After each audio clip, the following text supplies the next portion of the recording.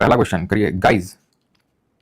Consider the following statement regarding the UN budget in India. The UN budget is an estimate of government revenue and expenditure for a specific period. Right. Article 112 of the Indian Constitution mandates the presentation of annual financial statement to Parliament. The annual financial statement is prepared by the Reserve Bank of India. अच्छा ठीक है, अब ये करती है तो department of economic affair क्या करता है? भूया छिलता है। Option number A. With reference to the railway budget in India, consider the following statement. The separation of the railway budget from the general budget was recommended by the Accord Committee. Yes, 1921. तो पहला वाला सही हो जाएगा. The railway budget was merged with the general budget on the recommendation of the Bibek-Debaroi Committee. Yes, the merger was implemented from The merger was implemented from the year 2016 and 17, यानी कि जो railway budget है और general budget है उसको मर्ज किया गया था 2016-17 में. तो ये स्टेटमेंट भी आपका बिल्कुल सही है और आंसर यहाँ पर ऑप्शन नंबर 3 हो जाएगा.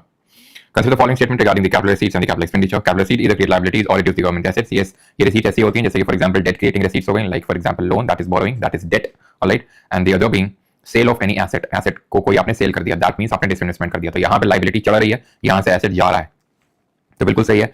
Capital expenditure leads to the creation of long term assets for the government. Yes, capital expenditure अच्छा तरीके का एक्सपेंडिचर होता है और ये लॉन्ग टर्म एसेट्स बनाता है गवर्नमेंट के. लॉन्ग टर्म एसेट्स जो कि उसको रिकरिंग पेमेंट देंगे. रिकरिंग पेमेंट का मतलब है जैसे मैंने किसी को, जैसे गवर्नमेंट ने कोई लोन दिया किसी कंट्री को, तो वो टाइम टाइम पे ब्याज कमा के देता रहेगा गवर्नमेंट को. Asset is something which works, asset is a form of money you can say which works for you.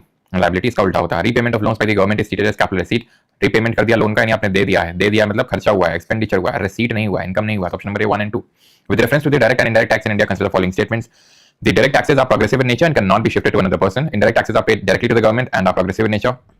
GST is an example of indirect tax. So you all know, बहुत ही basic सा question है. Indirect tax तो direct थोड़ी ना पे करेंगे, indirectly पे करेंगे. और प्रोग्रेसिव नहीं, प्रोपोर्शनल नेचर का होता है. प्रोग्रेसिव तो आपका डायरेक्ट टैक्स होता है जो कि आपकी इनकम इंक्रीज होते ही वो क्या है, उसका परसेंटेज भी इंक्रीज होता रहेगा. That is called as progressive tax which is direct tax. Direct tax को अगर बारे में बात करो तो इसी में आते हैं हमारे gift tax. Gift tax sorry paper tax. Paper tax क्या होते हैं जिनसे कलेक्शन बहुत ज्यादा नहीं होता है. एग्जांपल बताइए जरा कौन कौन से हैं. आंसर हो जाएगा option number B 1 and 3. Direct tax में क्या होता है, जो एवरेज टैक्स रेट होता है वो कम होता है as compare to the marginal tax rate, and the reason being कि वो प्रोग्रेसिव नेचर का है. ठीक है. जीएसटी कैसा है, एक डेस्टिनेशन बेस्ड कंजम्पशन टैक्स है. 101st अमेंडमेंट एक्ट या फिर 122nd कॉन्स्टिट्यूशनल अमेंडमेंट बिल, या आप रिकॉल करिए आर्टिकल नंबर 279A जो कि मेंशन करता है जीएसटी काउंसिल के बारे में, जिसमें टोटल कितने मेंबर्स होते हैं, 33 होते हैं. 2 होते हैं सेंट्रल गवर्नमेंट और बाकी जो आपके होते हैं, ठीक है, 31 वो कहां से होते हैं, जो स्टेट गवर्नमेंट्स होती हैं वहां से होते हैं वो. ठीक है. ऑलराइट. फिफ्थ, और कहां पे जीएसटी जो है एप्लीकेबल नहीं होता है. Consider the following statement regarding the fiscal deficit. Fiscal deficit is calculated as total expenditure minus total receipt excluding borrowings.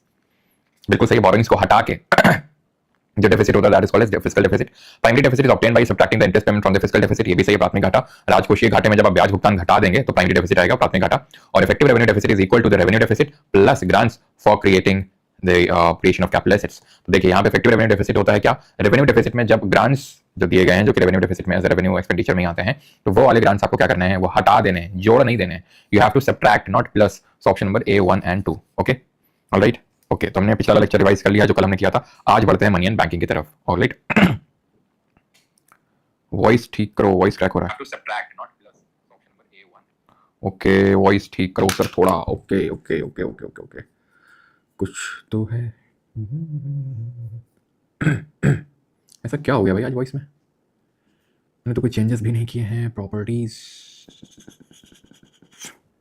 Voice से please check. Voice voice voice voice voice voice voice voice. Okay, बारिश की वजह से तो नहीं हो रहा ये सब? क्यों? थोड़ा सा स्क्रीन को मुझे आपके लिए अभी ऐसा करना पड़ेगा. ठीक है.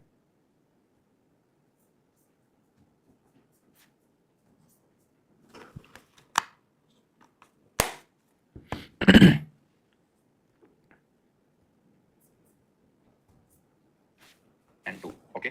ऑलराइट. ओके, तो रिवाइज कर लिया जो कल हमने किया था. आज बढ़ते हैं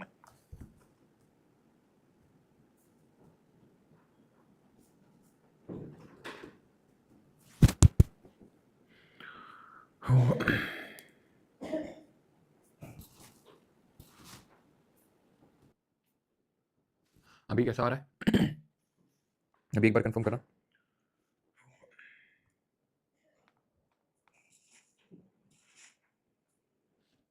अभी एक बार कंफर्म करना जरा कैसा है. अभी कैसा आ रहा है? अभी एक बार कंफर्म करना.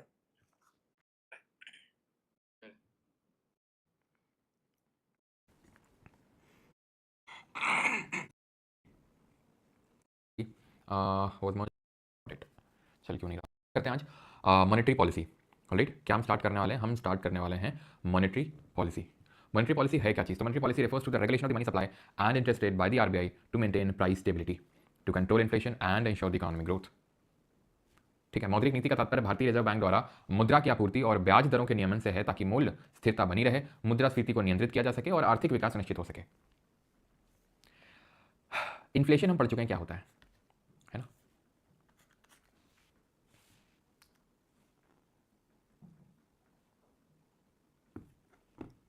ओके ओके स्क्रीन तुम लोग बताते नहीं हो कुछ, क्यों? चलो अभी ठीक है। आज किसी का ग्रहण तो लगा है क्लास में, तेरे कुछ दिख नहीं रहा है बेटा, मन की नज़रों से देखो सब दिखेगा। चलिए गाइस, तो मैंने कुछ पढ़ाया ही नहीं है, तुम भूल जाओ। पता है स्क्रीन ऑफ हुई थी एक रीज़न की वजह से, मॉनेटरी पॉलिसी भी तुम भूल जाओ क्या होता है। अभी हम बैंक की बैलेंस शीट समझेंगे। देखो एक बैंक की बैलेंस शीट कैसे होती है, जैसे कि अगर हम, जैसे कल हमने जब बजट पढ़ा था तो मैंने अपन लोगों का बजट बनाया था ना, आपके घर का बजट बनाया था, उसी तरीके से, उसी सिमिलर तरीके से हम अपनी बैलेंस शीट बनाते हैं। जैसे कि फॉर एग्जाम्पल जब हम अपनी बैंक की बैलेंस शीट निकालते हैं तो उसमें क्या दिखता है कि पैसा कहाँ कहाँ से आया और कहाँ कहाँ से पैसा गया। ठीक, ओके। तो इसी तरीके से अगर मैं बैंक की बैलेंस शीट बनाऊंगा, ध्यान रखिएगा, तो बैंक क्या करती हैं, ठीक है, अगर मैं बैंक की बैलेंस शीट बनाऊं तो बैंक क्या करती हैं, बैंक पैसा लेती हैं और बैंक पैसा देती हैं। बैंक पैसा किससे लेती हैं, लोगों से।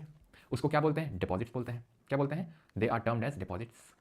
अब ये मत बोलना सर, ठीक है, बेसिक चीज़ें तो एटलीस्ट मैं उम्मीद करता हूँ समझ जाओगे तुरंत कि डिपॉजिट करते हैं, ये किसी के लिए नया नहीं होगा, है ना। बैंक में पैसा डिपॉजिट करते रखते हैं और बैंक उसी पैसे को क्या कर देती है, लोन पे चढ़ा देती है। किस पे, लोन पे चढ़ा देती है, लोन दे देती है लोगों को। ठीक, और इसी में बैंक का मुनाफा होता है। कैसे, जैसे हमने डिपॉजिट किया तो बैंक हमसे बोलेगा कि जैसे हम आपको ना 7% इंटरेस्ट रेट से पैसा आपको देंगे, आपको ब्याज देंगे हम 7% का, रख दो हमारे पास। ठीक, क्लियर, ओहो, ठीक है। और लोन जो लेने आया है, ठीक है, जो आदमी कोई लोन लेने आया है तो उसको क्या करेंगे, उसको देंगे लोन कितने में, उसको लोन देंगे लेट सपोज, ठीक है, उसको लोन देंगे 9% में। ठीक है, तो ये जो बीच का जो 2% है ये बैंक का मार्जिन होता है, प्रॉफिट होता है, जिसको बैंकिंग टर्म्स में स्प्रेड कहा जाता है। क्या कहा जाता है, स्प्रेड। ठीक, तो लोग जाते हैं डिपॉजिट करवाने, लोगों को ही दिया जाता है लोन। जैसे हम लोग के डिपॉजिट्स है ना बैंक में, आपके होंगे डिपॉजिट्स बैंक में, ऑलराइट, और लोन देता है बैंक, और जो बीच का मार्जिन होता है वो उसका स्प्रेड होता है, प्रॉफिट होता है। समझ में आती है बात, समझ में आती है सर बात। अब आप मुझे बताइए बैंक के लिए लाइबिलिटी क्या होगी और एसेट क्या होगा। Having learned about the liability and asset in detail in yesterday's class, कल डिटेल में बैंक की लाइबिलिटी और एसेट सब के, सॉरी, लाइबिलिटी और एसेट के बारे में हमने समझा था। एसेट वो है जो आपको कमा के दे और लाइबिलिटी वो है जो कि आपको देना पड़े, भरना पड़े। ठीक, तो आप बोलेंगे डिपॉजिट सर जो होगी ना वो हमारा एसेट होगा। भैया हम तुम्हारे की बात ही नहीं कर रहे हैं, हम तो बैंक की बात कर रहे हैं, हम तो बैंक की बात कर रहे हैं। बैंक के लिए यहाँ पे क्या एसेट होगा और बैंक के लिए यहाँ पे क्या लाइबिलिटी होगी, मैं आपसे ये पूछ रहा हूँ सिर्फ। तो बैंक के लिए जो लोन उसने उठाया है, जिस पे उसको ब्याज मिलेगा, वो उसके लिए परफॉर्म करेगा एज एसेट, और जो उसने डिपॉजिट लिए हैं लोगों से वो उसकी लाइबिलिटी है। क्यों, क्योंकि उसको पे बैक करना है, उसको वापस लौटाना है, उसको वापस लौटाना है उस चीज़ को। ठीक है, ऑलराइट। तो यही स्ट्रक्चर होता है बैलेंस शीट का, जहाँ लेफ्ट साइड में लाइबिलिटी तो राइट हैंड साइड में एसेट्स होते हैं। ये डिपॉजिट्स होते हैं और ये लोन्स होते हैं। सिंपल, समझ आ गई बात, समझते रहना, मैं रिपीट नहीं करूँगा, बहुत बेसिक सी चीज़ें हैं ये, मेरे इसी पे सारा कुछ बेस्ड है। अब लाइबिलिटी यानी डिपॉजिट्स दो तरीके के होते हैं। कैसे, दो तरह के डिपॉजिट कैसे होते हैं, एक वो जो कि हम जब कभी भी जाएं, जब हम कभी भी जाएं बैंक के पास, वो बैंक हमें वो पैसा दे देगा, that is called as demand deposit, जो हमारी डिमांड पे कभी भी पैसा हमें दे देगा। डिमांड डिपॉजिट या डिमांड लाइबिलिटी, जो डिपॉजिट्स आर दी लाइबिलिटी। और कुछ ऐसा पैसा होता है जो एक फिक्स टाइम के लिए बंद जाता है, डिपॉजिट हो जाता है, और उसको आप तभी निकाल सकते हो, that is called as time या फिर टर्म डिपॉजिट या फिर टाइम लाइबिलिटी। एग्जाम्पल के तौर पे जैसे एफडी करवाते हैं हम लोग, आरडी करवाते हैं, fix deposit, recurring deposit. FD में क्या होता है, एफडी में 10 लाख रुपए मैंने डाल दिया, लॉक कर दिया, अब 2 साल में मैच्योर होगी, 1 साल बाद मैच्योर होगी, और तभी मैं पैसा निकाल सकता हूं। और अगर, क्योंकि इसमें ज्यादा इंटरेस्ट रेट ऑफर किया जाता है बाई दी बैंक से, अगर आपने लॉक किया है, यानी अगर आप अपना पैसा लॉक करोगे सर्टेन टाइम पीरियड के लिए, तो हम आपको ज्यादा पैसा देंगे। इससे होता क्या है कि बैंक को भी एश्योरेंस रहता है, बैंक चाहता है कि ज्यादा ज्यादा एफडी वगैरह में पैसा है, सो दैट, क्यों आए, सो दैट कि बैंक को भी एश्योरेंस रहे कि ये पैसा मांगने तुरंत नहीं आ जाएगा। तो इसलिए हम आराम से ज़्यादा पैसा लोन में उठा सकते हैं। नहीं तो अगर ये डिमांड वाला डिपॉजिट है तो कभी भी आ जाएगा। तो क्या सर हम एफडी मैच्योरिटी से पहले नहीं तोड़ सकते हैं? तो बिल्कुल तोड़ सकते हैं, बिल्कुल आप पैसा ले सकते हैं, लेकिन फिर उसमें आपको पेनल्टी देनी पड़ेगी। ठीक है, तो डिपॉजिट्स भी दो तरीके के होते हैं। जैसे कि आप कभी गए एटीएम कार्ड लगाया और पैसा निकालिए, वो आपका एक सेविंग अकाउंट में पैसा पड़ा हुआ है, सेविंग अकाउंट में पैसा पड़ा हुआ है, या फिर करंट अकाउंट में पैसा पड़ा हुआ है। सेविंग या करंट अकाउंट होता है जो लोग धंधा चलाते हैं, जो बिजनेस चलाते हैं। जैसे फॉर एग्जाम्पल मेरा एक पर्सनल सेविंग अकाउंट है और एक करंट अकाउंट है जो बिजनेस ट्रांजैक्शंस के लिए है, जो सैलरी वगैरह देना और बहुत फ्रीक्वेंट जो ट्रांजैक्शंस करने होते हैं वो करंट अकाउंट से होते हैं। इसमें कोई इंटरेस्ट रेट नहीं देती है बैंक्स। अभी इंडिया में ऐसा कोई प्रोविजन नहीं जहाँ पे आपको करंट अकाउंट में जो आपका पैसा पड़ा हुआ है उसमें आपको कोई इंटरेस्ट रेट मिले। आप एफडी करवा लो तो मिल जाएगा, लेकिन ऐसे नहीं मिलेगा। और सेविंग, जैसे कि जो आम जनता खुलवा के रखती है, वो सेविंग अकाउंट होता है। कभी भी आप बैंक के पास जाओ, पर्ची भरो, तुरंत पैसा मिल जाएगा। एफडी आरडी में आपको मैच्योरिटी टाइम पीरियड के लॉक हो जाता है। ओके, अब मान लेते हैं कि ऐसा बैंकिंग सिस्टम में होता है कि लोग एकदम से अपना डिपॉजिट लेने आ जाएं, लोग एकदम से अपना डिपॉजिट लेने आ जाएं, ठीक है, और बैंक बोले कि नहीं हमारे पास तो पैसा है ही नहीं। क्यों? क्योंकि हमने सारा पैसा तो लोन में चढ़ा दिया है। तब क्या होगा? क्योंकि आप खुद समझिए इस बात को कि बैंक का मुनाफा कहां बन रहा है? लोन में पैसा चढ़ाने पे। ठीक है, लोन में जितना पैसा बैंक चढ़ाएगा उतना ही बैंक का मुनाफा बढ़ेगा, और लोन में उतना ही, भाई लोन में पैसा कब चढ़ा पाएगा? जब डिपॉजिट्स आएंगे। तभी लोन में पैसा चढ़ा पाएगा वो। ऐसे तो नहीं अपने अपने पास से तो पैसा है नहीं कि लोन में दे देगा, ठीक है। लोगों से डिपॉजिट लेता है, डिपॉजिट के लिए काइंड ऑफ हम बोल सकते हैं कि इंसेंटिवाइज करता है। इंसेंटिवाइज इन द सेंस कि लोगों को बोलता है कि मतलब बैंक अकाउंट खुलवाने के लिए, या फिर बहुत सारी इस तरीके की पॉलिसीज होती हैं कि आप यहाँ पे इन्वेस्ट कर दो, वहाँ पे इन्वेस्ट कर दो। क्यों इन्वेस्टमेंट के लिए बैंक बोलता रहता है? क्योंकि उसके पास पैसा आएगा तो वो लोन पे चढ़ाएगा और उसी में उसका प्रॉफिट चलता है। और जितना ज़्यादा आपका डिपॉजिट होगा बैंक में, उतनी ही ज़्यादा आपको इज्जत मिलेगी बैंक में, ये भी बात है, ठीक है। जैसे फॉर एग्जाम्पल मान लेते हैं कि अभी आप जाते हो बैंक में कुछ काम करवाने कि ये फॉर्म भरना है, वो फॉर्म भरना है, और लाइन में खड़े रहते हो। लेकिन मान लेते हैं आपके बैंक अकाउंट में मान लेते हैं फॉर एग्जाम्पल 2 करोड़ रुपये पड़ा हुआ है, ठीक है। अब बैंक वाले को अगर, ठीक है, सरकारी बैंक का तो पता नहीं, प्राइवेट बैंक में वगैरह में अगर आप बोलोगे ना घर चल के आएंगे वो फॉर्म देने आपको, ठीक है। तो वो क्यों ऐसा होता है, क्यों इज्जत करने लगते हैं जब आपकी डिपॉजिट ज़्यादा होते हैं? क्यों? क्योंकि अगर आप नाराज़ हुए तो आप वो डिपॉजिट खींच लेंगे वहाँ से, और डिपॉजिट लाने में बैंकों की ऐसी तैसी हो जाती है। तो इसलिए यहाँ पे बहुत ज़रूरी है, ठीक है, कि बैंक, अब यहाँ पे मैं आपको बता क्या रहा हूँ, तो मैं बता ही आपको रहा हूँ कि अगर मान लो कि ये जो डिपॉजिट्स हैं बैंक से, लोग एकदम से बैंक के पास आने लगे कि हमें पैसा चाहिए, एकदम से मान लेते हैं कोई र्यूमर फैल गया इस तरीके का कि भाई बैंकिंग सिस्टम फेल कर गया, पैसा अपना जल्दी जल्दी निकाल लो, जैसे कि ग्रेट डिप्रेशन के टाइम पे हुआ था। तो ऐसी सिचुएशन में मान लो इस बैंक ने तो क्या कर रखा है, लोन में पैसा चढ़ा रखा है दूसरे को। मान लो इसके पास 100 रुपये और इसने 100 रुपये लोन में दे दिए। क्यों? क्यों अपने पास रखे वो? क्योंकि जितना ज़्यादा पैसा घुमाएगा उतना ज़्यादा उसको मुनाफा होगा। तो उसने पूरे के पूरे रुपए, पूरे के पूरे पैसे लोन पे चढ़ा दिए। अब मान लो ये लोग पैसे लेने आए कि हमारा पैसा दो, तो अब बैंक इनको पैसा कहाँ से देगा? अब ये मत बोलना कि उनसे लेकर दे देगा, क्योंकि उससे यही बोल रखा होगा ना बैंक ने कि भाई हम, कि इतने वो उसने बोल के ले गया होगा कि भाई 1 साल के लिए लोन ले जा रहे हैं और 1 साल में आपको रीपे बैक करेंगे। अब बैंक तो उनसे नहीं मान सकता है ना, और चलो मांग भी ले, भाग गए वो, तो वो नहीं दिए, डिफॉल्ट कर गए, तो फिर ऐसे बैंकिंग सिस्टम कोलैप्स कर सकता है। तो इसीलिए आरबीआई ने क्या बोला है कि अपनी एनडीटीएल का, बैंकों को बोला है अपनी एनडीटीएल का कुछ पैसा हमारे पास डिपॉजिट कर दो और कुछ पैसा अपने पास रख लो। एनडीटीएल मतलब net demand and time liability. अब ये डिमांड और टाइम लायबिलिटी मैंने आपको समझा दिया, यानी कि बैंक के जो टोटल डिपॉजिट्स हैं, तो आरबीआई बोलता है जितना आपके पास डिपॉजिट आया है उसका सर्टेन परसेंट आप हमारे पास यानी आरबीआई के पास रख दो इन दी फॉर्म ऑफ कैश के फॉर्म में, ताकि अगर कभी एकदम से जरूरत पड़ जाए तो कैश तुरंत, क्योंकि लिक्विड होता है तो तुरंत पैसा दिया जा सकता है लोगों को। और कुछ पैसा अपने पास रखो, ठीक है, उसको हम देखेंगे क्या बोलते हैं क्या नहीं बोलते। तो कुछ डिपॉजिट का पैसा अपने हमारे पास रख दो कैश के फॉर्म में, और कुछ पैसा आप अपने पास रख लो गवर्नमेंट सिक्योरिटी और इन सब फॉर्मेट में, ठीक। तो अभी इस पे मत जाना, ये नेट क्या लिखा हुआ है ये मैं आपको समझा दूंगा। बस अभी के लिए इतना समझ लो, जितना पूरा डिपॉजिट आया है बैंक के पास उसमें सर्टेन पैसा, उसका सर्टेन हिस्सा आरबीआई बोलता है कि उसके पास डिपॉजिट कर दो और सर्टेन हिस्सा अपने पास सुरक्षित रखो, ठीक है। डिमांड और टाइम लायबिलिटी मैंने आपको समझा दिया है, okay. RBI keeps a part of NDTL as reserve.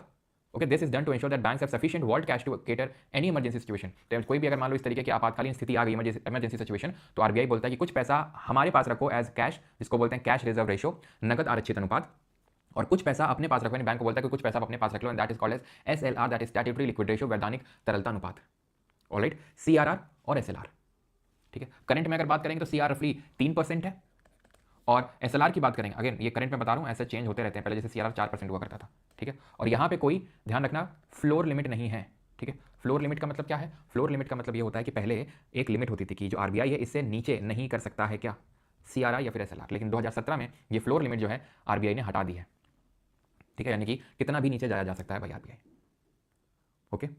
मान लेते हैं कि ये बैंक CRR और SLR मेंटेन करने में असफल हो गई, ओके।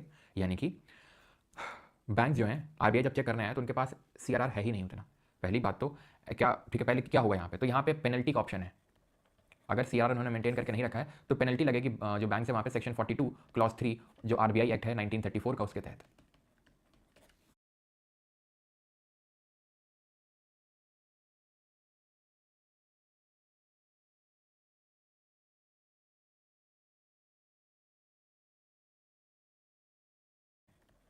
अगर CRR उन्होंने मेंटेन करके नहीं रखा है तो पेनल्टी लगेगी जो बैंक से वहाँ पे सेक्शन 42 क्लॉज 3 जो आरबीआई एक्ट है 1934 का, उसके तहत,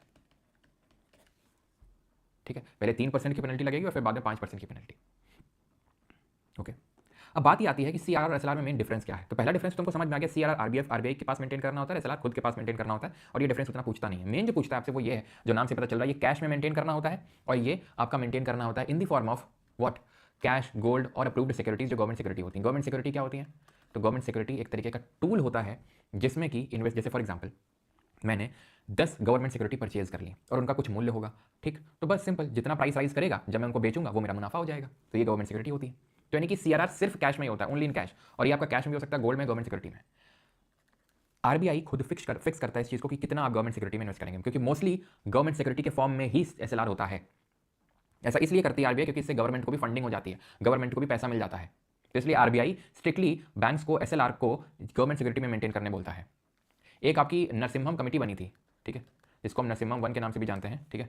नरसिम्हम जो कमेटी बनी थी जो बैंकिंग सुपरविजन के लिए बनी थी 1991 में, उसने ये चीज़ मैंडेट करी थी कि भाई बैंकों को ऐसा स्ट्रिक्ट रूल नहीं रखना चाहिए आरबीआई को कि वो बैंकों को बोले कि गवर्नमेंट सिक्योरिटी में इतना इन्वेस्ट करो, इतना उसमें इन्वेस्ट करो। इनफैक्ट उनको करने देना चाहिए खुद से। ऐसा नरसिम्हम कमेटी जो कि बनी थी फॉर व्हाट, तो नरसिम्हम कमेटी बनी थी बैंकिंग स्ट्रक्चर को किस तरीके से और रीऑर्गेनाइज किया जा सकता है, उसके फंक्शनिंग को और कैसे अच्छा किया जा सकता है, इसको लेकर 1991 में नरसिम्हम कमेटी बनी थी एक आपकी। ठीक है, तो ये ध्यान रखना, ये मेजर डिफरेंस है कि cash as a ratio cash में रखना पड़ता है SLR में, गवर्नमेंट सिक्योरिटी के फॉर्म में मेनली रखना पड़ता है, बाकी गोल्ड और कैश के फॉर्म में भी रखा जा सकता है। अब कैश के फॉर्म में बिल्कुल बैंक्स नहीं रखेंगे क्योंकि कैश में आपको कोई भी रिटर्न नहीं मिलता है। जैसे फॉर एग्जांपल आपके घर में पैसा पड़ा हुआ है, मान लो 1 लाख रुपए है, ठीक। अब ये जो 1 लाख रुपए आपके घर में पड़ा हुआ है, क्या आप इसमें कोई ब्याज कमा रहे हैं? The answer is no. ठीक है, वो वैसा का वैसा ही पड़ा हुआ है आपका। इन्फ्लेशन बढ़ता जा रहा है, इन्फ्लेशन है और आपका पैसा वैसा का वैसा पड़ा है, तो मतलब ये कि आपका पैसा एक्चुअल में घट रहा है।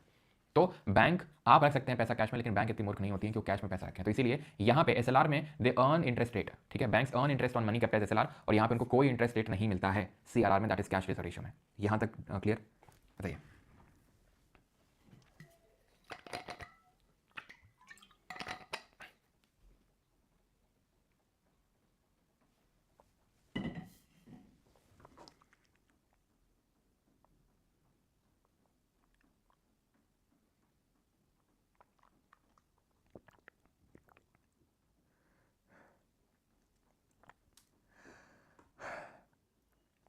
SIP जो आप पूछ रहे हैं ऋतिक मलिक, वो SIP जो होती है बैंक में नहीं करते हैं। ठीक है, बैंक में FD और RD होती हैं, तो वो SIP जो RD है वो एक तरीके SIP टाइप ही होती है और आपका फिक्स डिपॉजिट में आता है।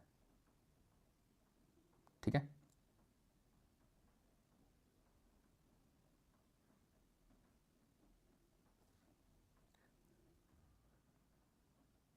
राइट। क्या सेक्शन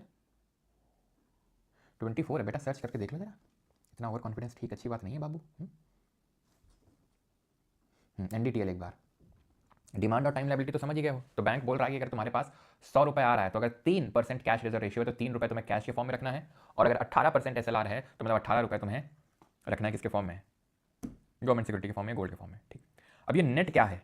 तो होता क्या है, जो बैंकों के पास डिपॉजिट आते हैं, ठीक है, तो ये चीज़ ध्यान रखिएगा, बैंक के कुछ डिपॉजिट्स होते हैं कहाँ पे, जो अदर बैंक्स होते हैं वहाँ पे, तो उनको घटा देना है। क्यों? क्योंकि मान लो बैंक के पास 100 रुपये आया, ठीक है, उसमें से 50 रुपये उसने किसी और बैंक में डिपॉजिट कर दिया, क्योंकि बैंकों के अदर बैंक में डिपॉजिट रहते हैं, तो इसको हम 100 प्लस 50 लेकर नहीं चलेंगे कि बैंक के डिपॉजिट यहाँ पे हैं, ठीक है, और कुछ यहाँ पे तो 100 प्लस 150, तो इस तरीके से डबल काउंटिंग ना हो, इसलिए नेट शब्द का इस्तेमाल किया जाता है, ताकि इधर उधर और कोई डिपॉजिट्स हैं बैंक के तो उसको आप हटा दीजिए। जो प्योर आपका डिपॉजिट है मान लो 100 रुपये, तो उसमें आपको 3% रखना है CRR के फॉर्म में और 18% SLR के फॉर्म में। ये करंट रेट है, ऊपर नीचे थोड़ा बहुत होते रहते हैं। ठीक है, और ऐसा कोई लोअर लिमिट नहीं है, फ्लोर लिमिट नहीं है। ओके, ये हिंदी में नकद आरक्षित अनुपात और वैधानिक तरलता अनुपात। ऑलराइट, अब बात करते हैं मॉनेटरी पॉलिसी कमेटी की।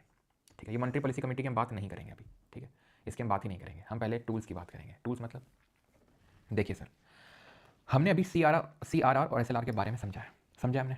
ठीक, अब मान लो बैंकों को कभी पैसे की जरूरत पड़ जाए, तो जैसे हम लोगों को पैसे की जरूरत पड़ जाती है तो हम बैंक के पास जाते हैं लोन लेने के लिए, ऐसे अगर बैंकों को जरूरत पड़ जाए पैसे की तो वो RBI के पास जाती है लोन के लिए, और जिस रेट पे, जिस दर पे RBI बैंकों को लोन देता है, that is called as bank rate. It is an interest rate at which RBI provides loan to commercial banks for a long term without keeping any securities और कोलेटरल। ध्यान रखना, इकोनॉमिक्स में collateral का मतलब होता है गिरवी। ठीक है, ऑलराइट, इकोनॉमिक्स में कोलेटरल का मतलब क्या होता है? गिरवी होता है, यानी कि कुछ गिरवी रखे बिना बैंक लोन ले सकती हैं RBI से, और उस रेट को बोलते हैं बैंक रेट। ध्यान ये रखना कि ज़रूरी नहीं है कि सिर्फ बैंक ही RBI से लोन ले सकती हैं, गवर्नमेंट भी, ठीक है, या और कोई भी लोन लेना चाहे तो वो बैंक से लोन ले सकती हैं, और वो बैंक रेट पे ही लोन लिया जाता है थ्रू दी RBI। ठीक, मान लेते हैं कि कभी एकदम से शॉर्ट टर्म जरूरत पड़ गई, बहुत जल्दी ओवरनाइट लेंडिंग की जरूरत पड़ गई, तो ऐसे केस में ध्यान रखिएगा ओपन मार्केट ऑपरेशंस का यूज़ किया जाता है। ओपन मार्केट ऑपरेशन दो तरीके के होते हैं, एक तो होता है आउटराइट परचेज यानी कि पूर्ण क्रय विक्रय, और दूसरा होता है रीपरचेज ऑब्लिगेशन यानी कि पुनर्खरीद बाध्यता। ओके, इसको बाद में समझेंगे, पहले हम रेपो समझते हैं। Repo stands for repurchase obligation. When banks borrow money from RBI using government securities as collateral with the promise of repurchase, with the promise of repurchase them later, with the promise of repurchasing them later, it is called as repo. Bank को पैसे की जरूरत पड़ी, उसने RBI से loan ले लिया बिना किसी चीज़ को गिरवी रखे, बिना कोई कोलेटरल के। ठीक, अब अगर मान लो शॉर्ट टर्म की जरूरत पड़ गई, एकदम से जरूरत पड़ गई बहुत ही शॉर्ट टर्म के लिए, तो बैंक RBI से अगेन लोन ले सकता है रेपो रेट के थ्रू। ठीक है, रेपो जो रूट है, इसमें क्या होता है, जो बैंक होती है वो गवर्नमेंट सिक्योरिटी को एज कोलेटरल गिरवी रख जाती है और RBI से पैसा लेके जाती है। वो गिरवी रख के जाती है और RBI से पैसा उठा के लेके जाती है, और वापस जब आती है तो पैसा दे देती है और गवर्नमेंट सिक्योरिटी को काइंड ऑफ बाई बैक कर लेती है, और वो हायर रेट में बाई बैक करती है। और जो हायर रेट होता है उसी को हम क्या बोलते हैं? उसी को बोलते हैं repo. Like for example bank ने 1 करोड़ की गवर्नमेंट सिक्योरिटी रखी और वापस 1.02 करोड़ में उसको वापस ले गया। ठीक है, मतलब कि काइंड ऑफ ये जो 0.02 है ये मुनाफा हो गया RBI का। समझ में आई ये चीज़ कि बैंक ने RBI के पास कुछ गिरवी रखा, कुछ कोलेटरल रखा, और वो थी गवर्नमेंट सिक्योरिटी, और उनको फिर बाद में आके रीपरचेज कर लिया, दोबारा आके खरीद लिया और पैसा वापस दे गया। That is called as repurchase obligation. तो यानी कि यहाँ पे कुछ कोलेटरल है, यानी यहाँ पे कुछ गिरवी रखा गया है, इसीलिए जो रेपो होता है भले ही शॉर्ट टर्म के लिए होता है लेकिन बैंक रेट से थोड़ा कम होता है। जैसे फॉर एग्जाम्पल अगर मैं बात करूँ, बैंक रेट अगर 5.5% है अभी 5.5%, तो जो रेपो होगा आपका वो लगभग 25 बेसिस पॉइंट यानी 0.25% कम ही होता है। कम क्यों होता है? क्योंकि यहाँ पे कुछ गिरवी रखा हुआ है बैंक का आरबीआई के पास। तो अगर मान लो बैंक नहीं भी देने आया लोन, तो कुछ गिरवी रख के, गिरवी जो रखा है उसको बेच के अपना पैसा रिकवर कर सकती है आरबीआई। ठीक है, ऑलराइट, ये चीज़ समझ में आ गई आपको रेपो वाली? इसको अभी नहीं समझेंगे। अब अगर मान लेते हैं, ठीक है, कोलेटरल आपको समझ में आ गया होगा, is the something valuable that a borrower gives as a guarantee for a loan, if the borrower fails to repay the lender can take the collateral to recover that money. ठीक है, simple, जो गिरवी रखा जाता है। अब मान लो repo वाला भी रूट बैंक के पास अब नहीं बचा है। क्यों? क्योंकि यहाँ पे जो गवर्नमेंट सिक्योरिटी है वही नहीं है किसके पास, गिरवी रखने के लिए बैंक के पास। अगर बैंक के पास गिरवी रखने के लिए गवर्नमेंट सिक्योरिटी नहीं है तो क्या कर सकता है वो फिर एमएसएफ का रूट ले सकता है और अगेन एक ओवरनाइट लोन ले सकता है, but at a higher interest rate than the repo rate. MSF marginal standing facility, इस फैसिलिटी को 2011-12 में ये लेके आया था आपका, ठीक है, आरबीआई ने अनाउंस किया था 2011-12 में, और ये जनरली 100 बेसिस पॉइंट ऊपर होता है from the repo. 100 basis point का मतलब हो गया 1% हायर देन दी रेपो। इसकी खास बात ये होती है कि यहाँ पे भी कोलेटरल रखना होता है, लेकिन यहाँ पे एसएलआर कोटा की जो गवर्नमेंट सिक्योरिटी उनको गिरवी रखा जा सकता है। The bank fails to maintain this required CRR SLR, it must pay a penalty of 3% of the bank rate for each day of default. ये तो मैंने आपको बता दिया, ठीक है, सेक्शन 42 क्लॉज 3। मेन ये देखिए आप, एमएसएफ मार्जिनल स्टैंडिंग फैसिलिटी 2011-12 में इसको इंट्रोड्यूस किया था ओवरनाइट लोन लेने के लिए बाय द बैंक्स, और ये 1% ज्यादा होता है रेपो से, 1% ग्रेटर देन द रेपो। अब यहाँ पे रेपो में अंतर क्या है, रेपो और एमएसएफ में? वहां पे भी देखो कि ओवरनाइट टाइप ही था। अंतर ये है कि वहां पे भी देखो सिमिलरिटी है कि वहां पे भी इमरजेंसी था, यहाँ पे भी इमरजेंसी है। यहाँ पे भी कोलेटरल गिरवी रखा जा रहा था, यहाँ पे भी कुछ गिरवी रखा जा रहा है, लेकिन अंतर यह है कि एमएसएफ में आप एसएलआर कोटा की जो गवर्नमेंट सिक्योरिटी है उनको भी प्लेज कर सकते हैं। SLR quota statutory liquid ratio जो हमने देखा था, वहां पे जो अपनी गवर्नमेंट सिक्योरिटी है उसको उठा के कभी आप लोन नहीं ले सकते रेपो के तहत, कभी नहीं। लेकिन अगर आपके सारा कुछ खत्म हो गया गवर्नमेंट सिक्योरिटी, तो आप एसएलआर कोटा की भी गवर्नमेंट सिक्योरिटी ले सकते हैं। वही है कि आप अपने बीवी के गहने भी बेच सकते हैं, वो काइंड ऑफ है। ठीक है, गहने कब बेचे जाते हैं घर के? जब एकदम ही आपके पास कुछ बचा ही नहीं है, आपकी हालत एकदम खस्ता हो गई है, तब आप ऐसा करते हो।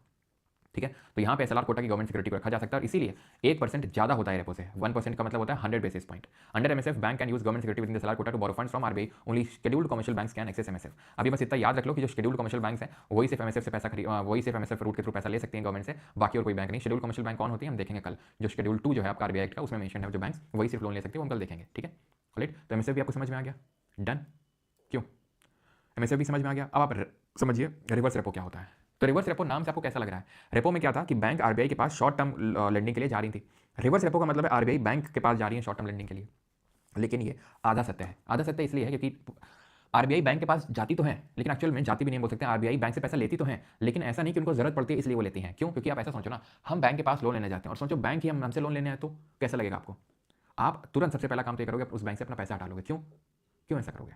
क्योंकि आपको पता है कि जो आपसे वो पैसा ले रहा है, ठीक है, उधार के तौर पे, तो आपको क्या पैसा देगा? तो सिंपल यहाँ पे ये होता है कि आरबीआई बैंकों को लुभाती है हायर इंटरेस्ट रेट ऑफर करके कि आप हमारे पास जो आपका एक्स्ट्रा पैसा पड़ा हुआ है उसको पार कर दो मतलब हमारे पास रख दो और हम आपको ज़्यादा पैसा देंगे। ये ऐसा आरबीआई क्यों करता होगा? आरबीआई ऐसा इसलिए करता है सो दैट बैंक लोगों को लोन ना दे सके ज़्यादा, सो दैट लोगों के हाथों में ज़्यादा पैसा ना पहुंच सके। अब ऐसा क्यों करता होगा आरबीआई? वही है मॉनेटरी पॉलिसी। वही है मॉनेटरी पॉलिसी जो लिखा है ना, वही monetary policy. Monetary policy refers to the regulation of money supply and interest rate by the RBI to maintain price stability, control inflation. लोगों के हाथ में बहुत ज्यादा पैसा है, तो अगर उसको कंट्रोल करना है तो बैंकों को क्या बोलेगी आरबीआई? आरबीआई बोलेगी कि हमारे पास एक्स्ट्रा पैसा पा कर दो। और क्योंकि यहाँ पे भी कोलेटरल रखा जाता है तो इसीलिए इसको भी हम क्या बोलते हैं, ये भी आपका इसी में आता है। ठीक है, रिवर्स रेपो बोल देते हैं। लेकिन ध्यान इस चीज का रखिएगा, ठीक है, ध्यान इस चीज का रखिएगा कि अभी करंट में रिवर्स रेपो को हटा दिया गया है एलएएफ से। एलएएफ क्या होता है? रेपो और रिवर्स रेपो पहले दोनों ही एलएएफ में आते थे, लिक्विडिटी एडजस्टमेंट फैसिलिटी, जिससे कि आरबीआई लिक्विडिटी को यानी पैसे को एडजस्ट करता था मार्केट में। लेकिन अभी इस पर्टिकुलर रिवर्स रेपो को हटा के स्टैंडिंग डिपॉजिट फैसिलिटी रेट लाया गया है। स्टैंडिंग डिपॉजिट फैसिलिटी रेट, ठीक है, ये लाया गया है 2022-23 में। 2022-23 में इसको इंट्रोड्यूस किया गया है by the monetary policy committee. ठीक है, तो यहां पे क्या है, यहां पे कोई कोलेटरल की नेसेसिटी नहीं होती है, तो इसीलिए हटा के रिवर्स रेपो को लाया गया है स्टैंडिंग डिपॉजिट फैसिलिटी रेट को। ध्यान रखना, स्कीम नहीं है ये। स्टैंडिंग डिपॉजिट फैसिलिटी जो स्कीम है वो यूनियन बजट में आई थी 2018-19 में। अगर स्टैंडिंग डिपॉजिट फैसिलिटी स्कीम की बात कर लेगा तो ये जो बजट है यूनियन बजट 2018-19 का, उसमें लेके आया गया था इसको। ठीक है, 2018-19 में ये रेट है जो मॉनेटरी पॉलिसी कमेटी ने इंट्रोड्यूस किया था in place of reverse repo 2022-23 में। इसमें क्या है कि आपको कोलेटरल यानी कि कुछ गिरवी नहीं रखना पड़ता है। ठीक है, क्लियर है? ऑलराइट, अब बात ये आती है कि मॉनेटरी पॉलिसी कमेटी क्या है।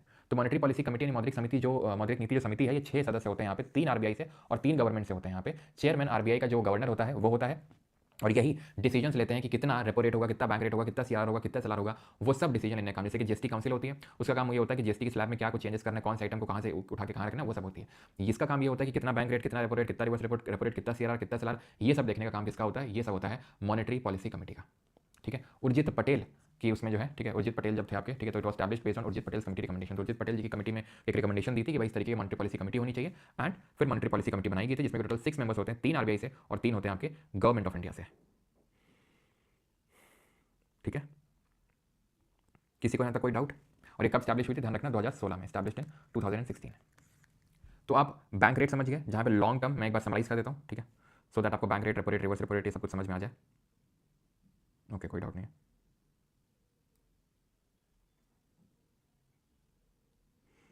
ओके, मैं एक बार समराइज कर देता हूँ। गवर्नमेंट सिक्योरिटी भी तो एसएलआर कोटा है ना? नहीं, गवर्नमेंट सिक्योरिटी का मतलब एसएलआर कोटा नहीं होता है। गवर्नमेंट भाई, जैसे मान लो कि मैंने अपना जो पैसा है उसको कुछ स्टॉक में, कुछ शेयर के फॉर्म में, कुछ म्यूचुअल फंड में, कुछ एफडी करवा रखा है, तो ऐसा ही है एसएलआर। एसएलआर में कुछ पैसा गवर्नमेंट सिक्योरिटी के फॉर्म में रखा हुआ है, कुछ गोल्ड के फॉर्म में रखा हुआ है, कुछ कैश रखा हुआ है, वो है सिंपल। ठीक है, सीआरआर और एसएलआर के अलावा 79% पैसा कहाँ गया? सो रहे थे आप आशीष जी, लोन में गया। और कहाँ गया? मैंने आपको क्या बताया था, बैंकों के पास जितना पैसा आता है वो सब लोन में चढ़ाना चाहती हैं। क्यों? क्योंकि उससे उनको मुनाफा होता है। आरबीआई ने बोला है कि सब नहीं चढ़ाना है, कुछ पैसा आप हमारे पास रख दो, कुछ पैसा अपने पास रखो। क्यों? ताकि एकदम से अगर कोई इमरजेंसी सिचुएशन आ जाए और लोग बैंक में आके चढ़ जाएं लाइन लगा के कि हमारा पैसा वापस दो, तो तुम्हारे पास पैसा हो, ऐसा ना हो कि तुम मना कर दो कि हमारे पास तो पैसा है ही नहीं। अगर तुमने किसी को मना किया हमारे पास पैसा नहीं है, तो जनता बैंक के आगे खड़ी हो जाएगी, और एक बैंक फेल करती है, सारी बैंक फेल करती है, और सारी बैंक फेल करेगी तो पूरी कंट्री की इकोनॉमी तहस नहस हो जाती है। ठीक है, ये चीज़ ध्यान रखिएगा। Difference between FD and RD, FD एक टाइम 10 लाख डाला खत्म, आरडी क्या है? रिकरिंग, बार बार, जैसे अभी 1 लाख, फिर अगले साल 1 लाख, फिर अगले साल 1 लाख, फिर अगले साल 1 लाख, इस तरीके से होता है वो। ऑलमोस्ट सेम ही होते हैं संजीव जी, है ना?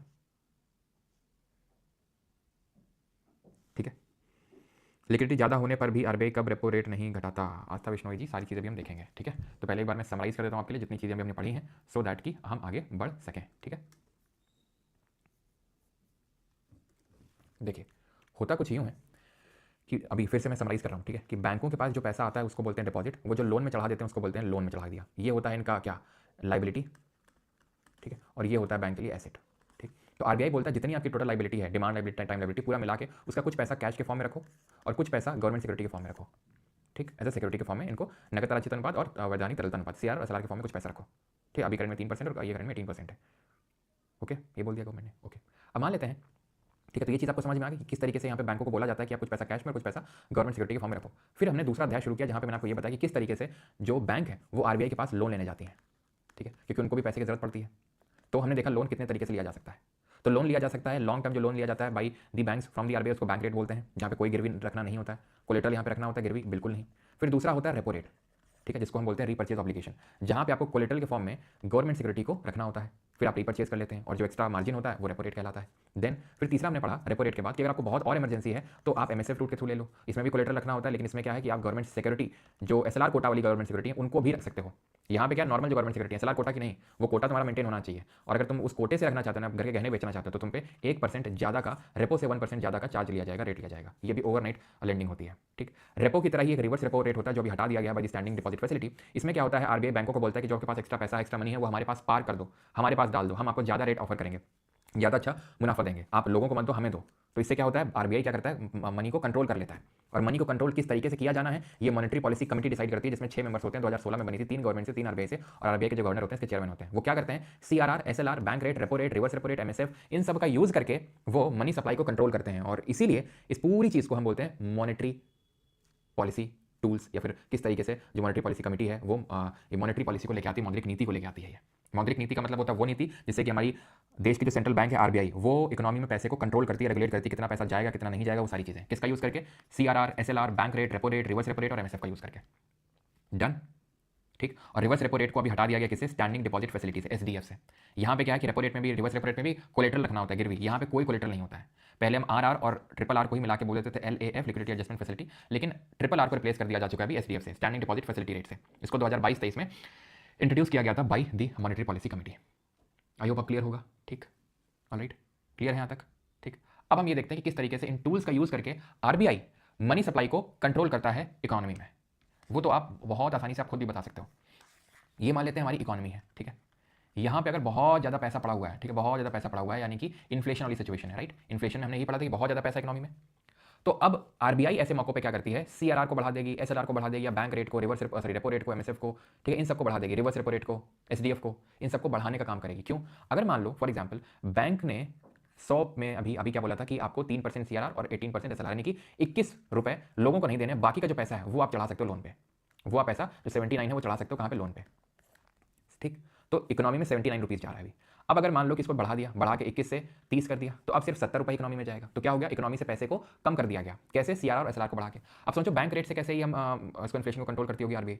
तो अगर बैंक रेट मान लो कि काफ़ी कम है तो लोन लेना आसान होगा। क्यों? क्योंकि अगर बैंक का आरबीआई से लोन लेना आसान है तो बैंक आराम से आरबीआई से अगर लोन ले सकता है आसानी से, तो आराम से लोन दे भी सकता है लोगों को। ठीक है, तो यानी कि कम इंटरेस्ट रेट में, कम ब्याज में लोगों को बैंक से लोन मिल जाएगा। तो ऐसी सिचुएशन में आरबीआई क्या करता है, अगर इन्फ्लेशन वाली सिचुएशन, मुद्रास्फीति वाली, तो बैंक रेट को बढ़ा देती है आरबीआई। रेपो रेट के साथ भी वही केस है, एमएसएफ के साथ भी वही केस है। अब आपको लगेगा कि अगर रेपो रेट को बढ़ाया जा रहा है तो रिवर्स रेपो रेट को तो कम किया जाना चाहिए। ऐसा बिल्कुल नहीं है। क्यों? ऐसे समझो, रिवर्स रेपो रेट ऐसा नहीं कि आरबीआई बैंक से लोन ले रहा है। इनफैक्ट आरबीआई बैंक से ये बोल रहा है कि जो आपके पास पैसा है वो लोगों को ना देके हमारे पास पार्क कर दो, यानी हमें दे दो। क्यों? क्योंकि हम तुम्हें ज्यादा इंटरेस्ट रेट देंगे। तो अगर ज्यादा होगा रिवर्स रेपो रेट तो बैंक लोगों को लोन ना देके आरबीआई के पास पैसा रख देगा। तो इसीलिए आप सिंपल याद रखो कि CRR, SLR, bank rate, repo rate, reverse repo rate, MSF, SDF, इन सबको बढ़ाना पड़ता है।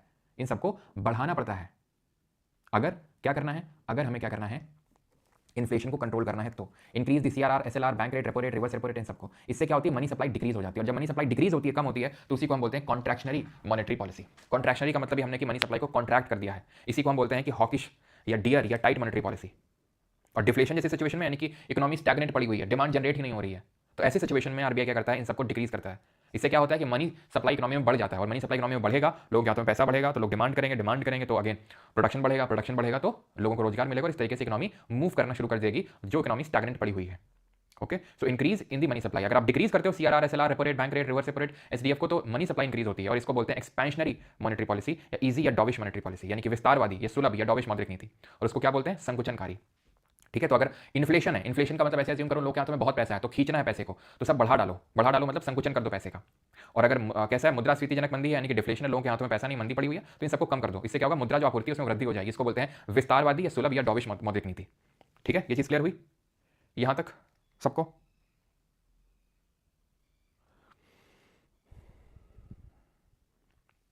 सर अगर घर के गहने नहीं बेचेंगे तो दूसरों के गहनों पर तो मेरा कोई राइट नहीं है, तो अरे क्या भैया, गहने मैंने एग्जाम्पल दिए थे गहने, तुम तो गहनों को एकदम सीरियसली ले लिया, दिल पे ले लिया तुम तो रेपो रेट में कौन सी गवर्नमेंट सिक्योरिटी को गिरवी रखेगा बैंक? बैंक बोलता है, आरबीआई बोलता है कि बैंक एसएलआर और सीआर मेंटेन रहना चाहिए। ठीक है, लोन लेने आना है तो कहीं और से गवर्नमेंट से वो लेके आओ तुम्हारे पास।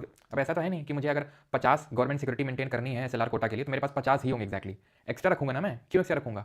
कई सारी ऐसी बैंकें होती हैं उनको भी जरूरत पड़ जाती है तो उनको बेच दिया, और एक्स्ट्रा मान लो 10 है, तो मान लो मुझे लोन लेना है कल को, तो वो जो मेरी एक्स्ट्रा 10 है उनसे लोन लूंगा, ना कि एसएलआर से लूंगा। आरबीआई बोलता है एसएलआर का जो कोटा है वो मेंटेन रहना चाहिए, एसएलआर का कोटा मेंटेन रहना चाहिए, उसके ऊपर जो मतलब तुम्हारे पास जो एक्स्ट्रा पड़ी है उससे लोन लो रेपो में। अब मान लो तुम्हारे पास वही नहीं 50 मेंटेन करनी, तुम्हारे पास 50 ही पड़ी है जिससे एसएलआर वाला मेंटेन है। अब तुम वहां से तभी उठा सकते हो एमएसएफ वाले में, और तुम्हें 1% रेट ज्यादा देना पड़ेगा पेनल्टी के तौर पे कि तुमने अपना एसएलआर क्यों मेंटेन करके नहीं चला। ठीक है, बैंक के पास सीआरआर 3% है तो आरबीआई से क्यों लो लेना, वो अपना सीआरआर भी तो यूज कर सकता है, और पेनल्टी जो भरनी पड़ेगी वो पेनल्टी जो मारेगा आरबीआई, फिर वो क्यों, जब पेनल्टी मारेगा फिर उसमें क्या होगा? बिल्कुल लाविश जी, एलएएफ में आरआर और रिवर्स रेपो रेट आता है, लेकिन रिवर्स रेपो रेट हटा दिया गया अभी स्टैंडिंग डिपॉजिट फैसिलिटी के रेट से। सर बेस रेट क्या होता है? बेस रेट वो रेट होता है जिसके नीचे वो लिखा, उसी पे तो आ रहे हैं।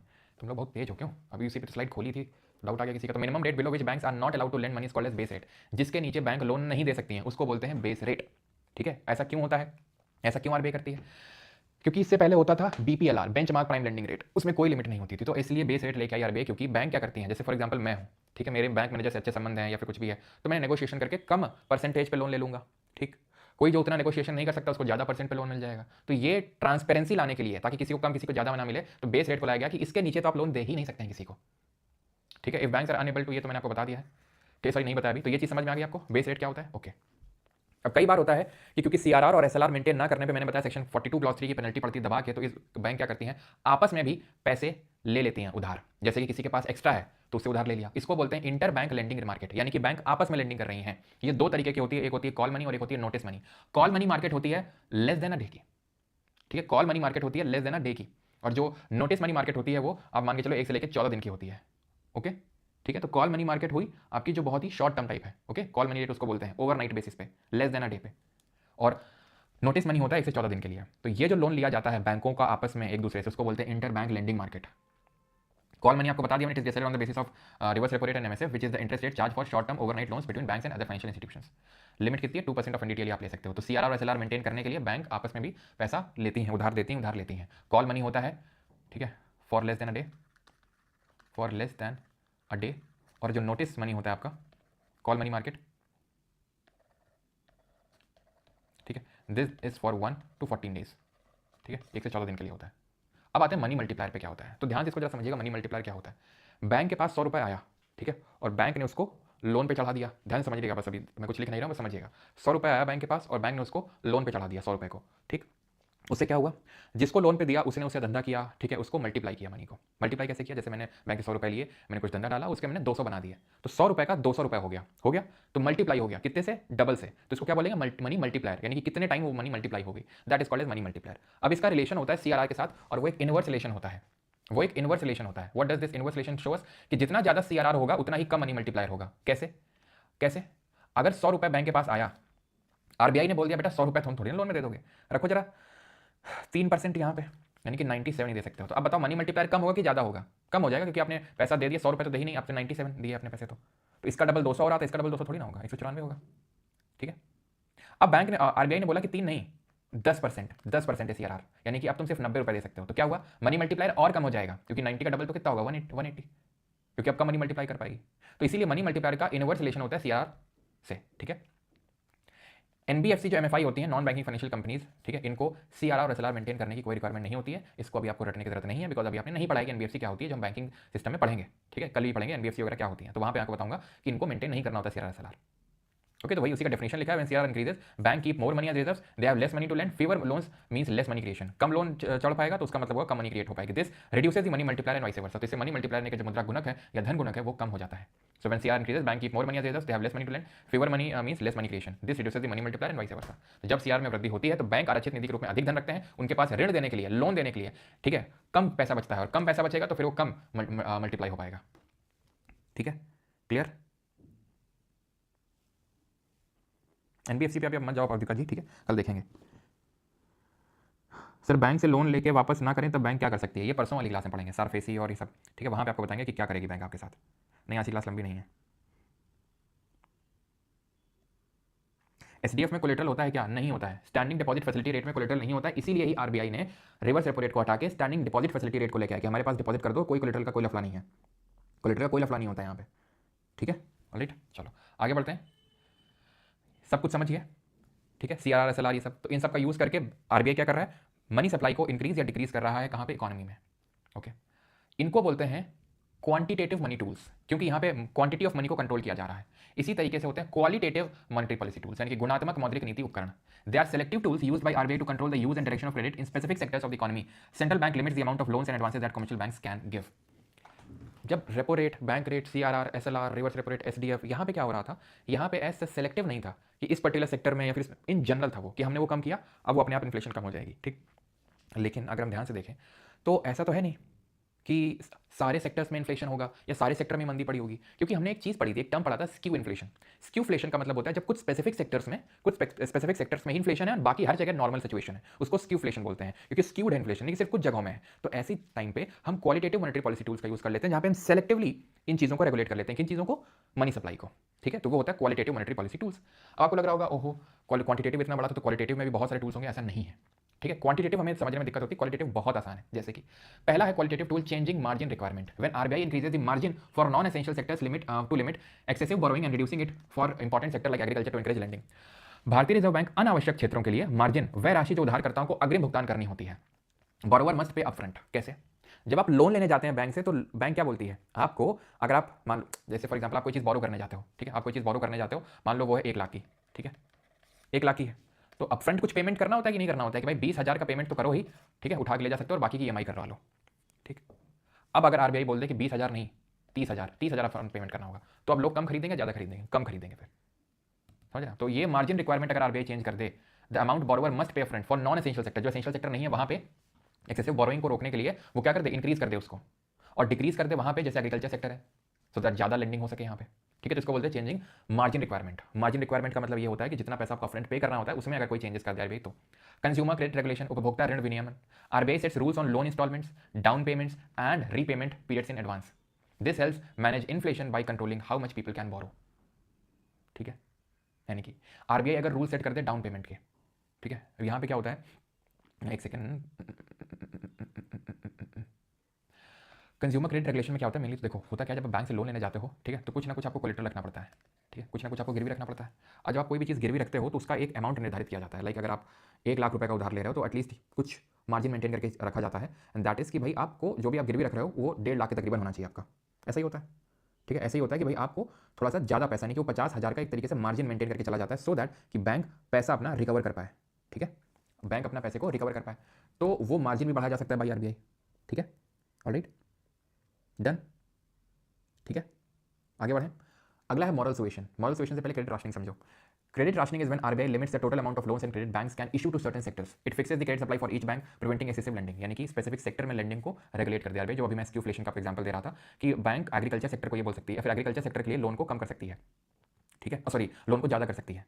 बाकी मान लेते हैं इंडस्ट्रियल सेक्टर में बहुत इन्फ्लेशन है तो वहाँ पे लोन वाली एक्टिविटी को कम किया जा सकता है। यानी कि अलग अलग सेक्टर के लिए अलग अलग। राशनिंग का मतलब क्या होता है, राशनिंग का मतलब होता है आप हर चीज़ के लिए अलग अलग जब अपना पैसा सेट करते हो। लाइक फॉर एग्जाम्पल इस महीने ना कपड़ों के लिए इतना पैसा खर्च होगा, ठीक है, एंजॉयमेंट के लिए इतना पैसा खर्च होगा, रिफ्रेशमेंट के लिए इतना पैसा खर्च होगा, तो उसको राशनिंग बोलते हैं, जहाँ पे आप हर एक चीज़ के लिए अलग अलग अपनी लिमिट सेट कर लेते हैं। That is called as credit rationing. ठीक है, so it fixes the credit supply for each bank, preventing excessive lending. It also sets credit limits for different sector to ensure balance lending. Moral suasion क्या होता है, is a technique used by RBI to influence economic activity through persuasion and implicit threat. RBI advises the persuades bank to follow its monetary policy. कुछ नहीं, moral suasion का मतलब ये होता है, कई बार ऐसा होता है आरबीआई कुछ बेनिफिट्स देती है बैंक को, सो दैट कि बैंक वो पास ऑन करे कंज्यूमर को या फिर कस्टमर्स को, लेकिन वो पास ऑन करती नहीं है, तो उसी को बोलते हैं मॉरल सुएशन। जहां पे आरबीआई मॉरली परसुएट कर रहा है किसको, बैंक को, कि भाई ये मॉरली ठीक नहीं है, आपको जो मैंने बेनिफिट दिए वो आप लोगों को भी ट्रांसफर करो आगे जाके। ठीक है, तो ये होते हैं आपके क्या, क्वालिटेटिव मॉनेटरी पॉलिसी टूल। एक तो है जहाँ पे आपका काइंड ऑफ जो आपको डाउन पेमेंट करनी है वो बढ़ा दी गई, या जो आप कुछ गिरवी रख रहे हो, ठीक है, आपने कुछ अगर मान लो कि गिरवी रखा है, ओके, तो वो रिक्वायरमेंट बढ़ा दी गई कि जो आप कोलेटरल रख रहे हो तो उसमें आपको ज़्यादा पैसा भी डिपॉजिट करना पड़ेगा। क्रेडिट राशनिंग आपने कर दी, कुछ स्पेसिफिक सेक्टर के लिए लेंडिंग बढ़ा दी या फिर कम कर दी। और मॉरल सुएशन जहाँ पे आरबीआई परसुएट करता है बैंक को कि भाई आप जो हमने आपको बेनिफिट दिए वो आप ट्रांसफर करो लोगों को भी। ठीक है, तो ये होते हैं आपके क्वालिटेटिव मॉनेटरी पॉलिसी टूल्स। अब हमने मॉनेटरी पॉलिसी तो समझ ली, फिजिकल पॉलिसी भी देख लेते हैं, राजकोषीय नीति क्या होती है। तो जैसे मॉनेटरी पॉलिसी में क्या हो रहा है, इन्फ्लेशन और डिफ्लेशन को काउंटर किया जा रहा है। इन्फ्लेशन बहुत ज्यादा है, मनी सप्लाई बहुत ज्यादा है, तो क्या करना है, सीआरआर बढ़ाना है, रेपो रेट बढ़ाना है, रिवर्स रेपो रेट बढ़ाना है, बैंक रेट बढ़ाना है, एमएसएफ बढ़ाना है, एसडीएफ बढ़ाना है, सबको बढ़ाना है, सबको बढ़ाना है। और एक मैंने आपको अभी नहीं बताया है, and that is outright purchase.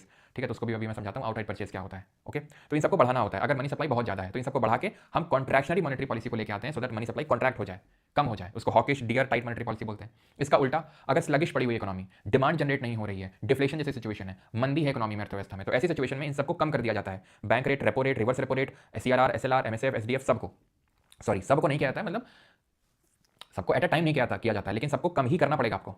समझ रहे हैं मैं कहना क्या चाह रहा हूँ, मैं ये कह रहा हूँ कि अगर इन्फ्लेशन है तो इसका मतलब ये नहीं कि उठा के सबको बढ़ा देगी, कुछ को बढ़ाएगी, लेकिन बढ़ाना ही पड़ेगा। मैं ये कहना चाह रहा हूँ कि बढ़ाना ही पड़ेगा। अगर इन्फ्लेशन है, बहुत ज़्यादा मनी सप्लाई है, तो आपको इंक्रीज ही करना पड़ेगा, डिक्रीज नहीं करना है। और जब मंदी है तो सबको डिक्रीज करना है, इंक्रीज नहीं करना है। ठीक है, जब डिक्रीज करते हैं सबको तो उससे मनी सप्लाई बढ़ती इकोनॉमी में, और उसको हम क्या बोलते हैं, एक्सपेंशनरी मॉनेटरी पॉलिसी या डॉविश या ईजी मॉनेटरी पॉलिसी। ठीक है, और एक मैं ये बताऊं फिजिकल पॉलिसी, उससे पहले ये आप समझ लो आउटराइट परचेज क्या होता है, क्योंकि मैंने आपको बताया था ओपन मार्केट ऑपरेशन दो तरीके के होते हैं, एक आउटराइट परचेज और एक रीपरचेज ऑब्लिगेशन, रेपो। इसको हम स्टेलाइजेशन के नाम से भी जानते हैं, ध्यान रखिएगा। आउटराइट परचेज का मतलब ये होता है जहां पे गवर्नमेंट, सॉरी, जहां पे आरबीआई डायरेक्टली गवर्नमेंट सिक्योरिटी को सेल करती है।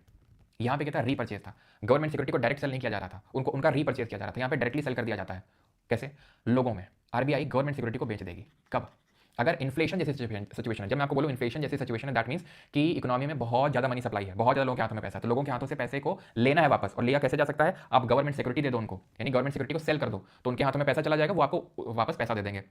कौन, लोग। तो इससे क्या होगा, लोगों के हाथों से पैसा कम हो जाएगा, मनी सप्लाई कम हो जाएगी। That is called as outright purchase, है ना। जैसे मान लो कि कल को गवर्नमेंट अनाउंस करते, आरबीआई अनाउंस करते कि हम गवर्नमेंट सिक्योरिटी रिलीज कर रहे हैं और बहुत अच्छा खासा इंटरेस्ट रेट आपको ऑफर करेंगे, तो वो जो इंटरेस्ट रेट क्योंकि ज्यादा ऑफर कर रहा है, तो लोग क्या करेंगे, अपने पैसे को गवर्नमेंट सिक्योरिटी में इन्वेस्ट कर देंगे, तो उससे क्या होगा कि मनी सप्लाई कम हो जाएगी। और इसका उल्टा, अगर मंदी है, अगर पैसा नहीं है, तो क्या होगा, परचेज कर लेगी गवर्नमेंट सिक्योरिटी को, कौन, RBI.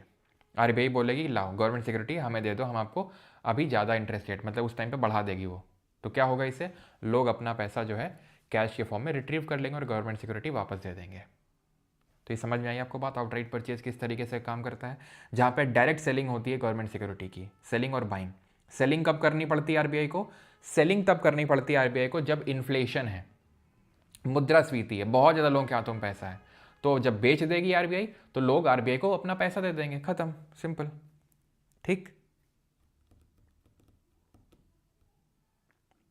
What is government security? बताया तो था भाई, government security kind of tools होते हैं, जैसे एफडी है, आरडी है, उसी तरीके से गवर्नमेंट सिक्योरिटी है। गवर्नमेंट बॉन्ड्स हैं एक तरीके से, जो गवर्नमेंट ने इशू किए हैं। पहले फिजिकल फॉर्म में इशू होते थे, पेपर फॉर्म में। आप पूछिएगा अपने मम्मी या पापा से, तो पहले पेपर के फॉर्म में इशू होते थे, उसमें लिखा जाता था कि भाई हाँ इतने का बॉन्ड है ये। अब सब डिजिटल फॉर्मेट में, ठीक है, सब डिजिटल फॉर्मेट में हो गया अभी। तो वही एक तरीके के गवर्नमेंट बॉन्ड्स ही हैं वो।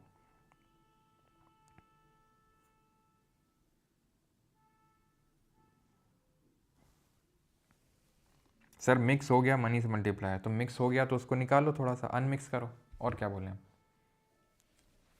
मनी मल्टीप्लायर एक चीज़ है कि भाई मनी कितनी मल्टीप्लाई हो रही है, उसका सीआरआर से बस रिलेशन होता है, इन्वर्स रिलेशन, इसलिए उसको पढ़ाना पड़ा बीच में कि भाई मनी मल्टीप्लाई सिंपल सी बात है कि जितना बैंक पैसा देगा फेंकेगा उतना ही ज़्यादा मनी मल्टीप्लाई होगी।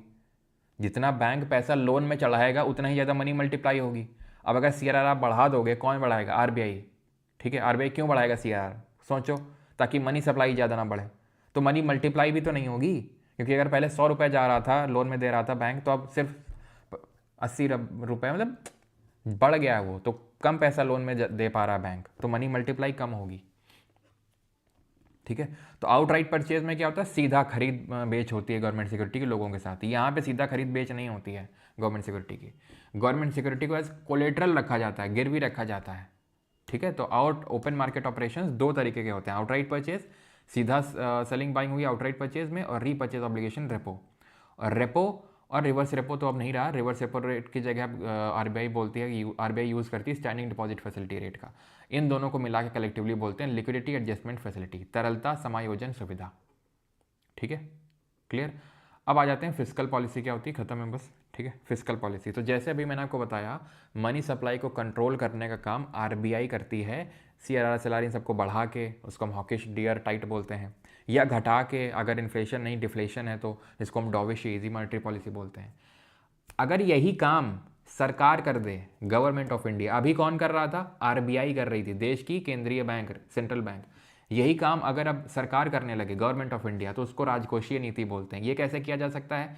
कल टैक्स पढ़ रहे थे, तो टैक्स एडजस्ट करके, अगर इन्फ्लेशन है मान लो, तो टैक्स कम करना चाहिए कि ज़्यादा करना चाहिए गवर्नमेंट ऑफ इंडिया को, बताओ जरा। अगर इन्फ्लेशन है तो इन्फ्लेशन का मतलब ज़्यादा मनी सप्लाई है, ज़्यादा मनी सप्लाई है तो लोगों के हाथों से पैसा खींचना है, तो टैक्स बढ़ा दो।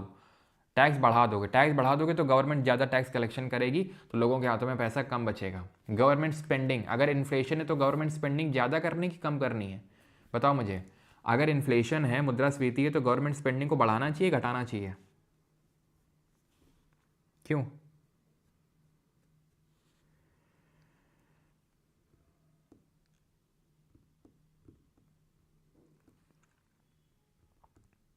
जी बिल्कुल आशीष जी, बिल्कुल ठीक है, गवर्नमेंट सिक्योरिटी होती है।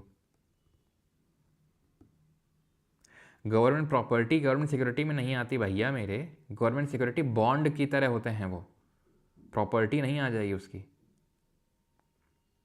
कम, बिल्कुल सही है, गवर्नमेंट स्पेंडिंग कम करनी है, तो सीधा सीधा दिख रहा है, स्पेंड ज़्यादा करेगा तो लोगों के हाथों में और पैसा जाएगा। बोरो, बोरो ज़्यादा करना है कम करना है? बोरो ज़्यादा करना है, अगर इन्फ्लेशन है तो ज़्यादा पैसा ले लेगी तो इकोनॉमी में कम पैसा बचेगा, और प्राइवेट इन्वेस्टमेंट के लिए कम पैसा बचेगा, उसको क्या बोलते हैं? अगर गवर्नमेंट बोरो कर लेगी तो प्राइवेट इन्वेस्टमेंट के लिए कम पैसा बचेगा, that is called as what? कल बताया था, क्राउडिंग। क्यों? क्राउडिंग इन या आउट? तो गवर्नमेंट ज़्यादा पैसा ले लेगी, प्राइवेट के लिए कम पैसा बचेगा, तो प्राइवेट आउट हो जाएगा, crowding out. It is use to control inflation, deflation and employment, economic growth, वो सारी चीज़ें। जैसे कि tax increase, high tax reduces people's disposable income, लोगों के हाथों में कम पैसा बचेगा, तो कम पैसा खर्च कर पाएंगे, तो पैसा सप्लाई अपने आप कंट्रोल हो जाएगा। कम सब्सिडी दीजिए, ठीक है, कम कर दीजिए एमएसपी, सब्सिडी कम देंगे तो लोगों के हाथों में और कम पैसा जाएगा। एमएसपी क्या होता है? मिनिमम सपोर्ट प्राइस, न्यूनतम समर्थक मूल्य। तो ये वो प्राइस होता है जिस पे कि गवर्नमेंट बोलती है कि अनाज आप बेचना जाके, जैसे मान लो गेहूँ चावल के लिए सबके लिए एमएसपी अनाउंस होता है, और अगर उतने में ना बिके तो इतने में हम खरीद लेंगे। मान लो एमएसपी अनाउंस हुआ गेहूँ के लिए 200 रुपये, ठीक है, 200 रुपये, तो मतलब ये है कि अगर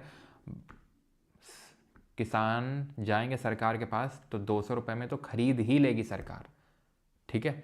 तो अगर मान लो इसको बढ़ा के 300 कर दिया गया तो इसका मतलब क्या है, ज़्यादा पैसा पहुंचेगा किसानों के पास। तो सिंपल, उसको कम कर दो अगर इन्फ्लेशन काउंटर करना है तो, ठीक है। MSP stand for minimum support price, a price set by government for certain agriculture products, monetary policy is use by RBI, physical policy is use by government. तो ये अंतर होता है, मॉनेटरी पॉलिसी RBI यूज़ करती है, physical policy government use करती है। ये हिंदी में लिखा हुआ है। तो करों में वृद्धि करना है सब। आगे कोई रटने वाली चीज़ नहीं है भाई, ठीक है, रटने वाली चीज़ नहीं है कि भाई तुम नहीं कर में वृद्धि करना है, ये तो तुम्हें एकदम फील आना चाहिए। इन्फ्लेशन है तो मतलब ये है कि बहुत ज़्यादा लोगों के हाथों में पैसा है, तो अब टैक्स का मैं क्या करूँ, टैक्स से क्या करूँ, टैक्स बढ़ा दो तो लोगों के हाथों में कम पैसा रहेगा। सब्सिडी क्या करूँ, सब्सिडी ज़्यादा दे दोगे तो ऐसे भी इन्फ्लेशन ज़्यादा है और सब्सिडी इन्फ्लेशन बढ़ जाएगा। सब्सिडी कम कर दो, यानी कि आपके जो ट्रांसफ़र पेमेंट है गवर्नमेंट की उसको कम कर दो, MSP कम कर दो, ठीक है। तो रटने की ज़रूरत नहीं है, ये बस टूल्स ध्यान रखो क्या टूल होते हैं। टैक्स होता है, सब्सिडी होता है, MSP होता है, टूल है गवर्नमेंट के। तो गवर्नमेंट क्योंकि करती है तो फिजिकल पॉलिसी उसको बोलते हैं, ठीक। तो लेक्चर होता है ख़त्म, लेकिन आई नो कि थोड़ा सा वो होगा, तो मैं इसको एक बार समराइज़ कर देता हूँ आपको बहुत आसानी से, ठीक है। और ये एकदम आपके माइंड में पूरी पिक्चर को क्लियर कर देगा। तो ये जो भी मैं बनाने वाला हूँ, ठीक है, इसको तो एकदम स्क्रीनशॉट ले लेना, या फिर जो आपका रिवीजन, वैसे तो आप खुद भी अपना खुद से बनाना, ठीक है। ये मत इसका स्क्रीनशॉट लेना, अपना खुद से बनाना, ठीक है।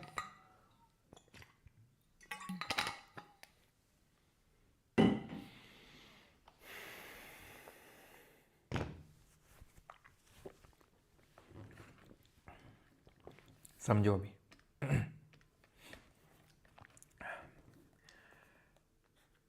समझो अभी, समझो, ऐसे समझो। ये चैप्टर का जो मेन हम बोल सकते हैं ओरिजिन हुआ है, क्यों हुआ है, ऐसे समझ लो, ठीक है। क्योंकि RBI को क्या करना है, मनी सप्लाई को कंट्रोल करना है। RBI यहाँ का गुंडा है, ऐसे समझो, ठीक है। यहाँ की पूरी बैंकिंग प्रणाली का, बैंकिंग सिस्टम का गुंडा है। वैसे हम RBI के बारे में कल पढ़ेंगे, लेंडर ऑफ लास्ट रिसॉर्ट, ये सारी चीज़ें, लेकिन ऐसा गुंडा ही, ये हर चीज़ को अपने कंट्रोल में रखना चाहता है, ठीक है। इसलिए इसने कुछ टूल्स बनाए जिनको बोलते हैं मॉनेटरी पॉलिसी टूल्स। दो तरीके के होते हैं, क्वालिटेटिव, क्वांटिटेटिव। क्वालिटेटिव टूल्स में क्या आते हैं, CRR, SLR, bank rate, repo rate, reverse repo rate, MSF। इसकी जगह अब आ चुका है स्टैंडिंग डिपॉजिट फैसिलिटी और आउटराइट परचेज, ठीक, ओके। तो ये टूल्स होते हैं, ओके, क्वालिटेटिव। और क्वांटिटेटिव में क्या होते हैं, जैसे कि चेंज इन मार्जिनल रिक्वायरमेंट्स, ठीक है, rationing of credit, rationing of credit, okay, moral suasion,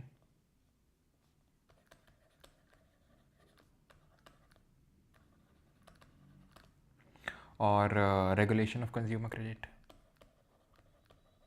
ठीक, ओके। ये हमारे लिए उतने इंपॉर्टेंट नहीं होते, बस नाम ध्यान रखो इनका, ओके, ये इंपॉर्टेंट है। CRR और SLR दोनों भाई बहन हैं। RBI बोलता है कि जानकार रहिए, सतर्क बनिए, वो तो बोलता ही है, लेकिन ये बोलता है बैंक, हम लोगों से, बैंक से क्या बोलता है, बैंक से बोलता है बेटा जितना तुम्हारे पास पैसा आए, जो तुम्हारे पास पैसा आ रहा है वो तुम्हारी लाइबिलिटी है।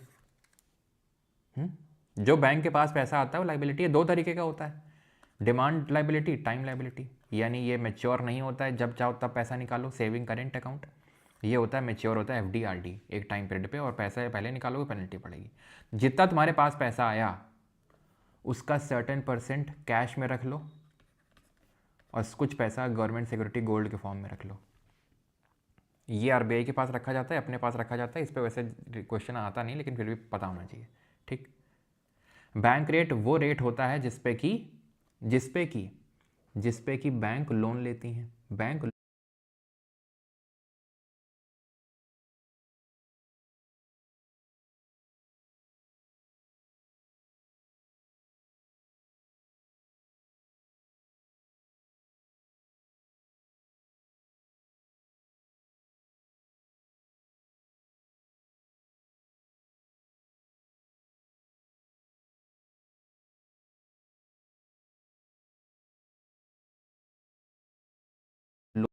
लेती हैं, किससे? आरबीआई से।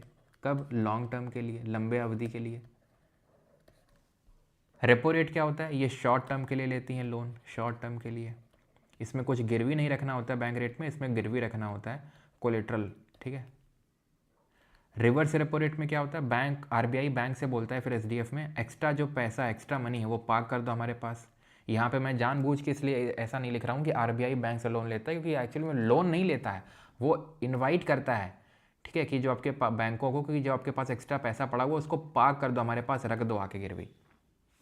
और एमएसएफ क्या है? एमएसएफ बहुत एकदम ओवरनाइट जो लेंडिंग होती है, ओवरनाइट लेंडिंग, कि तुम्हारे ऐसी तैसी हो गई है, अब तुम आके क्या कर रहे हो? कोलेट्रल तो दे रहे हो, लेकिन तुम अब गवर्नमेंट सिक्योरिटी, तुम्हारे पास इतना पैसा भी नहीं बचा है, ठीक है, कि तुम इतनी भी गवर्नमेंट सिक्योरिटी तक नहीं है कि तुम उसको कोलेट्रल रख सको। अब तुम क्या कर रहे हो? अपने घर के गहने बेच रहे हो, नहीं अपने एसएलआर कोटा की गवर्नमेंट सिक्योरिटी को कोलेट्रल रख रहे हो। अब अगर उसको रख रहे हो तो भैया पेनल्टी तो पड़ेगी, क्योंकि अगर हमने ऐसे सबके लिए नॉर्मल कर दिया तो एसएलआर तो ऐसे कोई मेंटेन ही नहीं करेगा। तो इसलिए इसको जनरली 1% या 100 बेसिस पॉइंट जिसको बोलते हैं ऊपर रखा जाता है एमएसएफ, ठीक है। इसमें ओवरनाइट लेंडिंग होती है, सिर्फ शेड्यूल्ड कमर्शियल बैंक ही लोन ले सकती हैं। और आउट परचेज में होता है जहाँ पर गवर्नमेंट सिक्योरिटी की सीधे खरीद फरोख्त का मतलब होता है सेलिंग और बाइंग होती है, ठीक है। इसी को बोलते हैं क्या? इसी को बोलते हैं स्टेरिलाइजेशन। अब ये सब टूल्स हैं, टूल्स का मतलब जैसे कि ये टंकी है, टंकी है, ये टूल है, ठीक है। टंकी से पानी है, टंकी में पानी है, टंकी का ये टूल है, यानी कि क्या है ये है आपका टूल, मतलब कि क्या बोलते हैं उसको, नलकी है, ठीक है। ये टंकी है और टंकी का ये नलकी है। नलकी मतलब जहाँ से जिसको थोड़ा सा ढीला करेंगे पानी ज़्यादा बहेगा, टाइट कर देंगे पानी कम बहेगा, यही तो है भाई। ये जो नॉब लगी हुई है, अगर इसको मैं ढीला कर दूंगा तो इसमें पानी भरा हुआ टंकी में तो ज़्यादा निकलेगा, टाइट कर दूंगा तो कम निकलेगा, बस बस बस बस बस बस। ये जो टंकी है, ठीक है, ये आरबीआई के पास जो पैसा है वो है, ऐसे समझ लो, मतलब जो बैंकिंग सिस्टम में जो पैसा पड़ा हुआ है वो है। और ये है इकोनॉमी, ये है इकोनॉमी, यानी कि जहाँ पे लोग रह रहे हैं, हम लोग, ये बैंक वगैरह हैं, बैंक सारी हैं, और ये इकोनॉमी। अब अगर यहाँ पे पहले से पानी ज़्यादा है, यहाँ पे पहले से ही पानी ज़्यादा है, मतलब पैसा ज़्यादा है, तो इसको ढीला करना है कि टाइट करना है?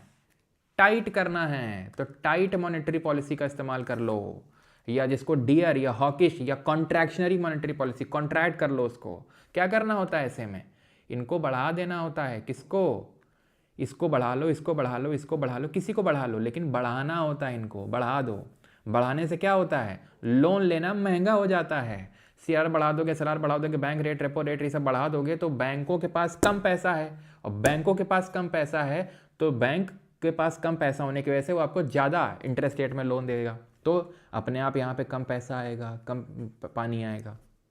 इसका उल्टा यहाँ पे इसको आरबीआई को लग रहा है, ठीक है, इस बैंकिंग सिस्टम का एक बॉस है आरबीआई, वो इस नलके को क्या करता है? वो इस नलके को चलाता है। उस जो आरबीआई का जो विंग है जो इस नलके को चलाता है उसको बोलते हैं मॉनेटरी पॉलिसी कमेटी, जिसमें 6 लोग बैठे होते हैं, 3 आरबीआई से, 3 गवर्नर से, आरबीआई का गवर्नर इसका हेड होता है। वो इस जो नॉब होती है उसको टाइट करता है, ढीला करता है, टाइट करता है, ढीला करता है, ठीक। अब ढीला कब करेगा? जब उसको लगेगा कि यार यहाँ पे ना ये मंदी पड़ गई है, लोग यहाँ तुम पैसा नहीं, इसको ढीला करेगा और यहाँ से बहना चालू हो जाएगा पैसा। क्या करेगा उसमें इन सबको क्या कर देगा?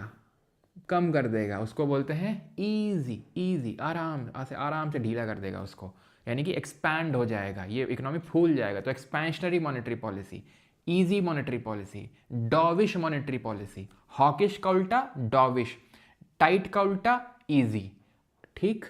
और आउटराइट परचेज में क्या होता है? अगर इन्फ्लेशन है तो इसको बेच दो, सिक्योरिटी को बेच दो। क्यों बेच दो? लोगों को दे दो, तो लोग तुमको क्या देंगे? पैसा दे देंगे, तो वहाँ से पैसा खिंच के चला गया। It is like a magnet, ये ऐसा मैग्नेट है, सेल करोगे तो उल्टा तुम्हारे पास पैसा आ जाएगा, ठीक है। और जब बाई करोगे, वापस ले लोगे इसको, तो उनको पैसा भी तो देना पड़ेगा, तो वो डिफ्लेशन जैसे सिचुएशन होगा। अब अगर ना समझ में आया हो तो अब मैं कुछ नहीं कर सकता हूँ इसका, ठीक है। मैंने सारा एकदम उसमें आसान शब्दों में बता दिया। अब जो बीच बीच में एक्स्ट्रा चीज़ें बताई थी वो भी रिवाइज करवा देता हूँ कि इसका रिलेशन मनी मल्टीप्लायर से उल्टा होता है। कम बैंक के पास पैसा बचेगा तो कम मनी मल्टीप्लाई हो पाएगा, ठीक है। मॉनेटरी एग्रीगेट अभी नहीं पढ़ना है, मॉनेटरी गेट हम अभी नहीं पढ़ना है, सब बताऊँगा मैं, ठीक है। उल्टा लिखा है सब। देवांश पांडे यहीं से चप्पल फेंक के मारेंगे, ठीक है। चप्पल फेंक के मारेंगे यहीं से और सीधा मुंह में लगेगी वो चप्पल, ठीक है।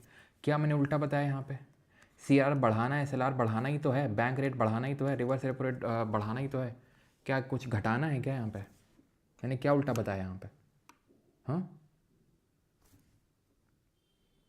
थोड़ा देख तो लिया करो कि मैंने क्या बोला है, या फिर क्या उल्टा है। कुछ स्पेसिफिक बताओ तो कि क्या उल्टा है, तो मैं उसको करेक्ट करूँ। हो सकता है कि तुमसे गलती हो गई, हो सकता है मुझसे गलती हो गई हो, मुझसे भी हो सकती है, लेकिन क्या चीज़ स्पेसिफिक है वो तो बताओ। अब ऐसे सीधे बोल देते हो, ठीक है। फिस्कल पॉलिसी पे आते हैं। फिस्कल पॉलिसी भी आपको बता देते हैं। फिस्कल पॉलिसी क्या चीज़ होती है? जो RBI नहीं, जो गवर्नमेंट करती है, जो गवर्नमेंट यूज़ करती है।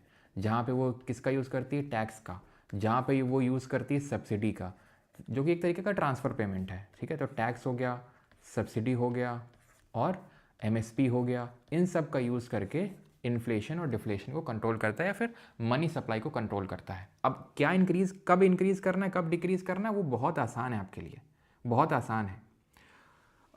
यंग भारत बोल रहे हैं क्वालिटी और क्वांटिटी एक्सचेंज कीजिए। अच्छा, कहाँ पे? ओके, ये एक्सचेंज करना है, ओके। तो ऐसा बोलो ना, नहीं यहाँ पे उल्टा लिख दिया क्या? तो यहाँ पे क्वांटिटेटिव होगा ये, ठीक है, और ये होगा क्वालिटेटिव।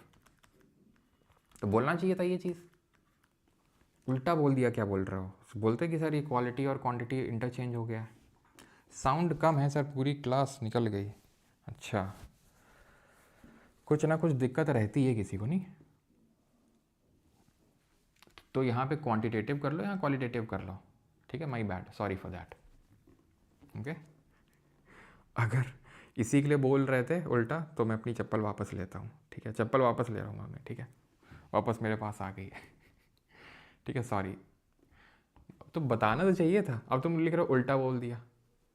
तो बताते कि सर वो आपने बोला क्वालिटेटिव की जगह क्वांटिटेटिव लिख दिया है। चलो, तो क्लियर हो गया अभी सारी चीज़ें। किसको मैंने बोला था? मैं सॉरी बोल देता हूँ, कौन था वो बता दे मुझे एक बार। नहीं, फालतू में चप्पल नहीं पड़ गई, मैं सॉरी बोल देता हूँ। कौन था वो?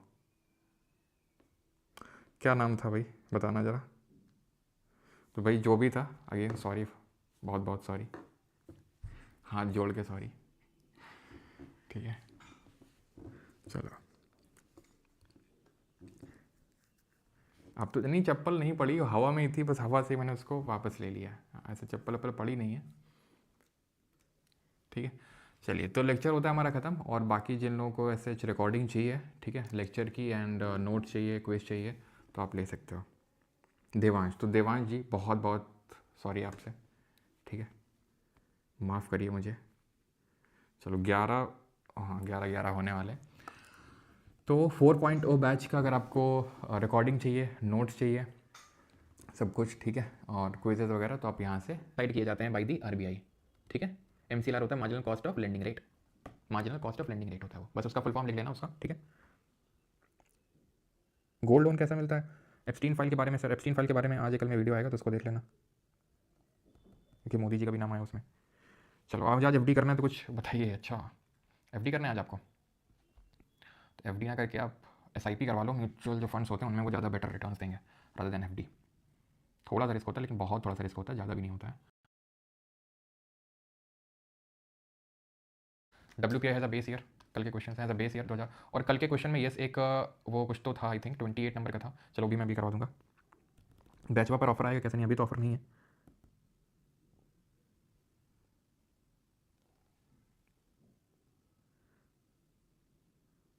परमार मैथ्स वैन मैथ्स का तो ऐसा है, अभी कोई ठीक ठाक टीचर तो होना चाहिए ना मैथ्स का। कोई ढंग का टीचर होगा तभी मैथ्स स्टार्ट होगा। तो मैं देख तो रहा हूँ कोई टीचर हो ढंग का मैथ्स के लिए अभी तक, इसलिए मैंने बैच में पूछा भी था उस दिन कि मैथ्स का कोई ढंग का टीचर हो तभी मैथ्स स्टार्ट करेंगे। WPI has a base year 2011-12 and is published by office of economic adviser. Yes, ठीक है, रिवाइज होकर 2022 हुआ है, अब आगे से पब्लिश होंगे उसी बेसिस पे। In the weightage distribution of WPI manufacture, बिल्कुल इनका हाईएस्ट वेटेज होता है। CPI is release by the NSO and is the primary index use by RBI for monetary policy. तो जो मॉनेटरी पॉलिसी पढ़े थे आज, उसमें जो सीपीआई का होता है ना इन्फ्लेशन, हेडलाइन इन्फ्लेशन, उसको कंट्रोल करने के लिए सब ये यूज़ किया जाता है बाय आरबीआई, ठीक है। सीपीआई जो कंबाइंड होता है। GDP measure the total value of all fine goods and services produced with in a countries territory in a financial year, बिल्कुल एक वित्तीय वर्ष में कितना प्रोड्यूस हुआ वो सारी चीज़ें। फुल स्क्रीन कर लें, लो फुल स्क्रीन कर ली, ठीक है। The NDP is calculated by adding depreciation to the GDP. NDP is by adding depreciation, adding नहीं डिक्रीज करना होता है, जीडीपी से डेप्रिसिएशन घटाना होता है। GNP is the total value of fine goods and services produced by the nationals of a country regardless where they are located. Yes 1 3 option number B. With reference to the circular flow of income consider the statement.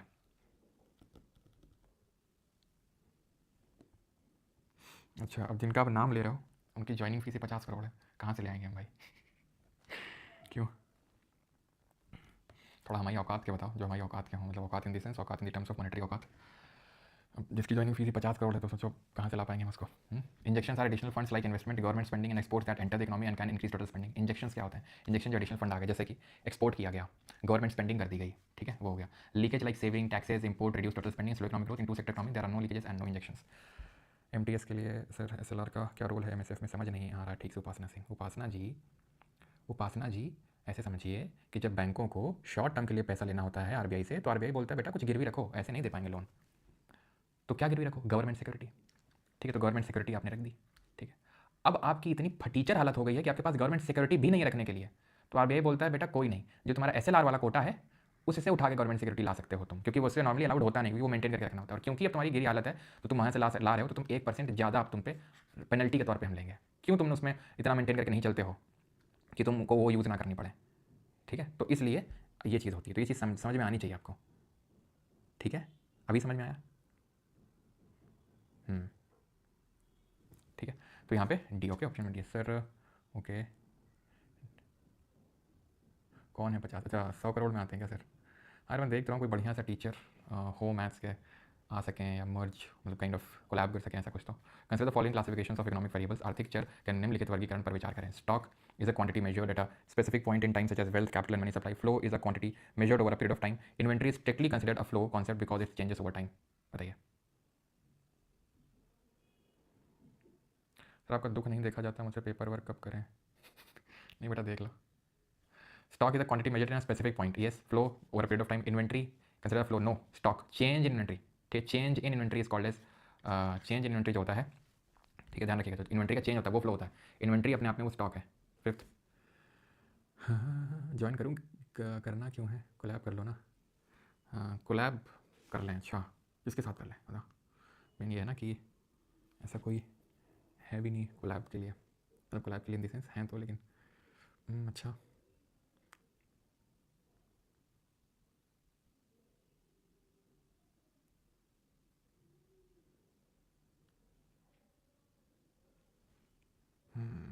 Yashraj, अच्छा ये कौन है? Value added method calculate the value of product at each stage of production by subtracting intermediate inputs. Yes, हर stage की value जोड़ते हैं। The expenditure method calculate GDP using the chewing gum, consumption expenditure, investment, government expenditure, export minus import, जिसको net export बोलते हैं। Income method includes compensation to employees, operating surplus, ठीक, compensation to employees मतलब wages, operating surplus इसमें RIP आता है, और mixed income, ठीक है। तो तीनों सही ऑप्शन डी। चलिए तो फाइनली सब कुछ हमारा खत्म हो चुका है। और कल एक क्वेश्चन में आई थिंक कुछ तो डाउट था, एक बार उसको मैं रिजॉल्व करवा देता हूँ, एक सेकंड रुकिएगा। बजट एंड टैक्सेशन, कौन सा क्वेश्चन नंबर था वो? 28 था ना शायद, क्यों? 28 नहीं था, 38 मे भी नहीं था। कौन सा क्वेश्चन था कोई बताया थोड़ा सा, जिसमें कि वो 1 और 2 दो स्टेटमेंट थे? क्यों यहाँ पे तो हो गए नहीं। टेंशन ना लो सर, हम पढ़ा देंगे मैथ्स फ्री, क्या बात कर रहे हो? फ्री में शांत फीलिंग वाले टीचर लाइए सर, नो कंट्रोवर्सी। अच्छा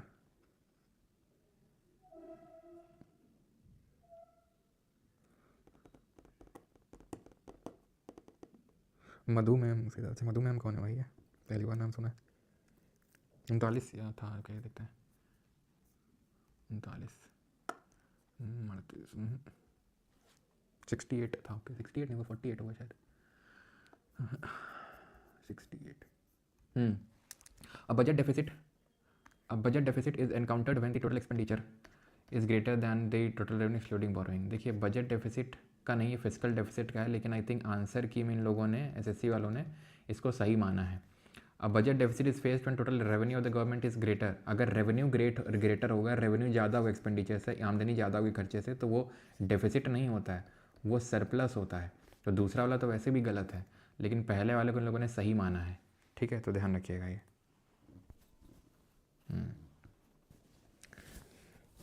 ओके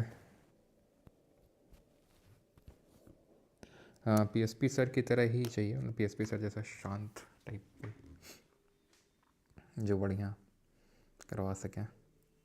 क्योंकि पीएसपी सर ने अभी काफ़ी अच्छे रिजल्ट्स दिए हैं, अभी काफ़ी बच्चों के हमारे बैच में मतलब 130 आउट ऑफ 135 आए हैं इसमें।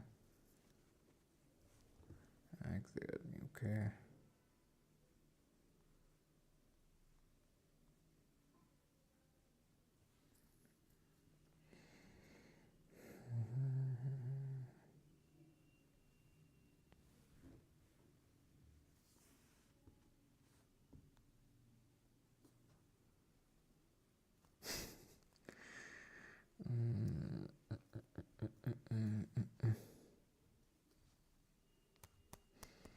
बिल्कुल हो जाएगा के जी, हो जाएगा, आप ही पढ़ा दो मैं। अच्छा मतलब वही है कि भले ये कर देंगे वो कर देंगे टाइप नहीं, कंटेंट में टाइप होना चाहिए थोड़ा सा। क्योंकि पीएसपी सर ने तो वही है, कंटेंट में प्रूव किया है उन्होंने। पीएसपी सर अच्छे हैं पर जोक बहुत गंदा मारते हैं। अच्छा हाँ वो तो है, पीएसपी सर हो सकता है ना प्रेशर में रहते हो, वो प्रेशर में रहते हैं थोड़ा, कि वो बिल्कुल जोक नहीं मारते, तो उनको ज़बरदस्ती मारना पड़ता होगा।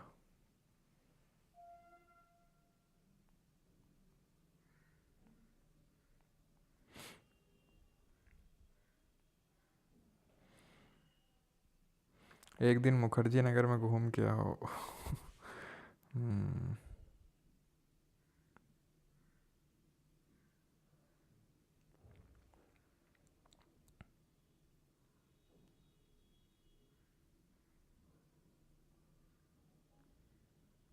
हाँ तो सौरभ कुमार जी, आरबीआई ही कोलेटरल के तौर पे देता है उनको, बैंकों को, गवर्नमेंट सिक्योरिटीज़ को।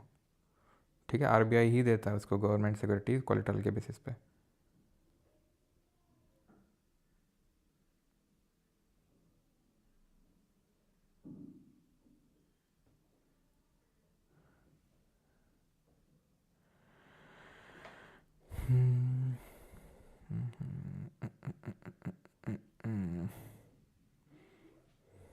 तो आज पानी पानी नहीं पिया। अच्छा ओके।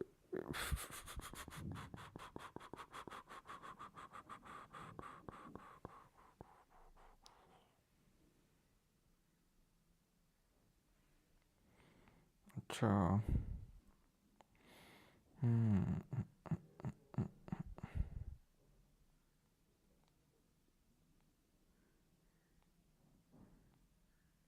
चलिए थैंक यू, जाने दो अब।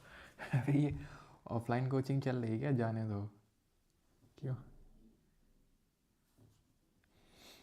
राकेश कुशवाहा बोल रहे हैं हम पढ़ा देते हैं सर। अरे क्या बात कर, राकेश आप पढ़ाएंगे तो फिर सबका सिलेक्शन हो जाएगा, रहने दीजिए आप, है ना।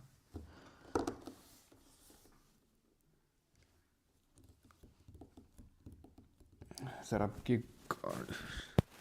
बेटा, तुम ये जो लाल डब्बा बनाने के जो क्वेश्चन पूछ रहे हो ना उतनी देर से,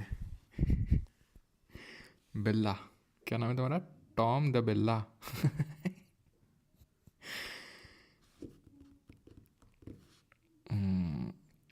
बहुत लोगों के जो आप नाम लिख रहे हो वो पहले से ही किसी ऑर्गेनाइजेशन से जुड़े हुए हैं, तो क्यों ही मतलब, और मुझे वो टाइप नहीं करना है ना, कि जो होता है ना मतलब कंट्रोवर्सी टाइप, वैसा टाइप।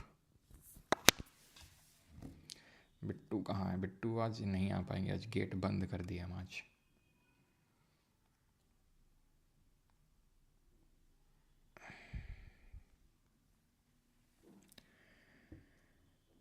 टैक्स हॉलीडे होता है जहाँ पे कंपनीज को बोल दिया जाता है कि आप ठीक है टैक्स मत पे करो for a specific period, that is tax holiday. Tax पे करने से एग्जेम्प्ट कर दिया जाता है। ओके चलिए ठीक है, thank you thank you thank you thank you thank you.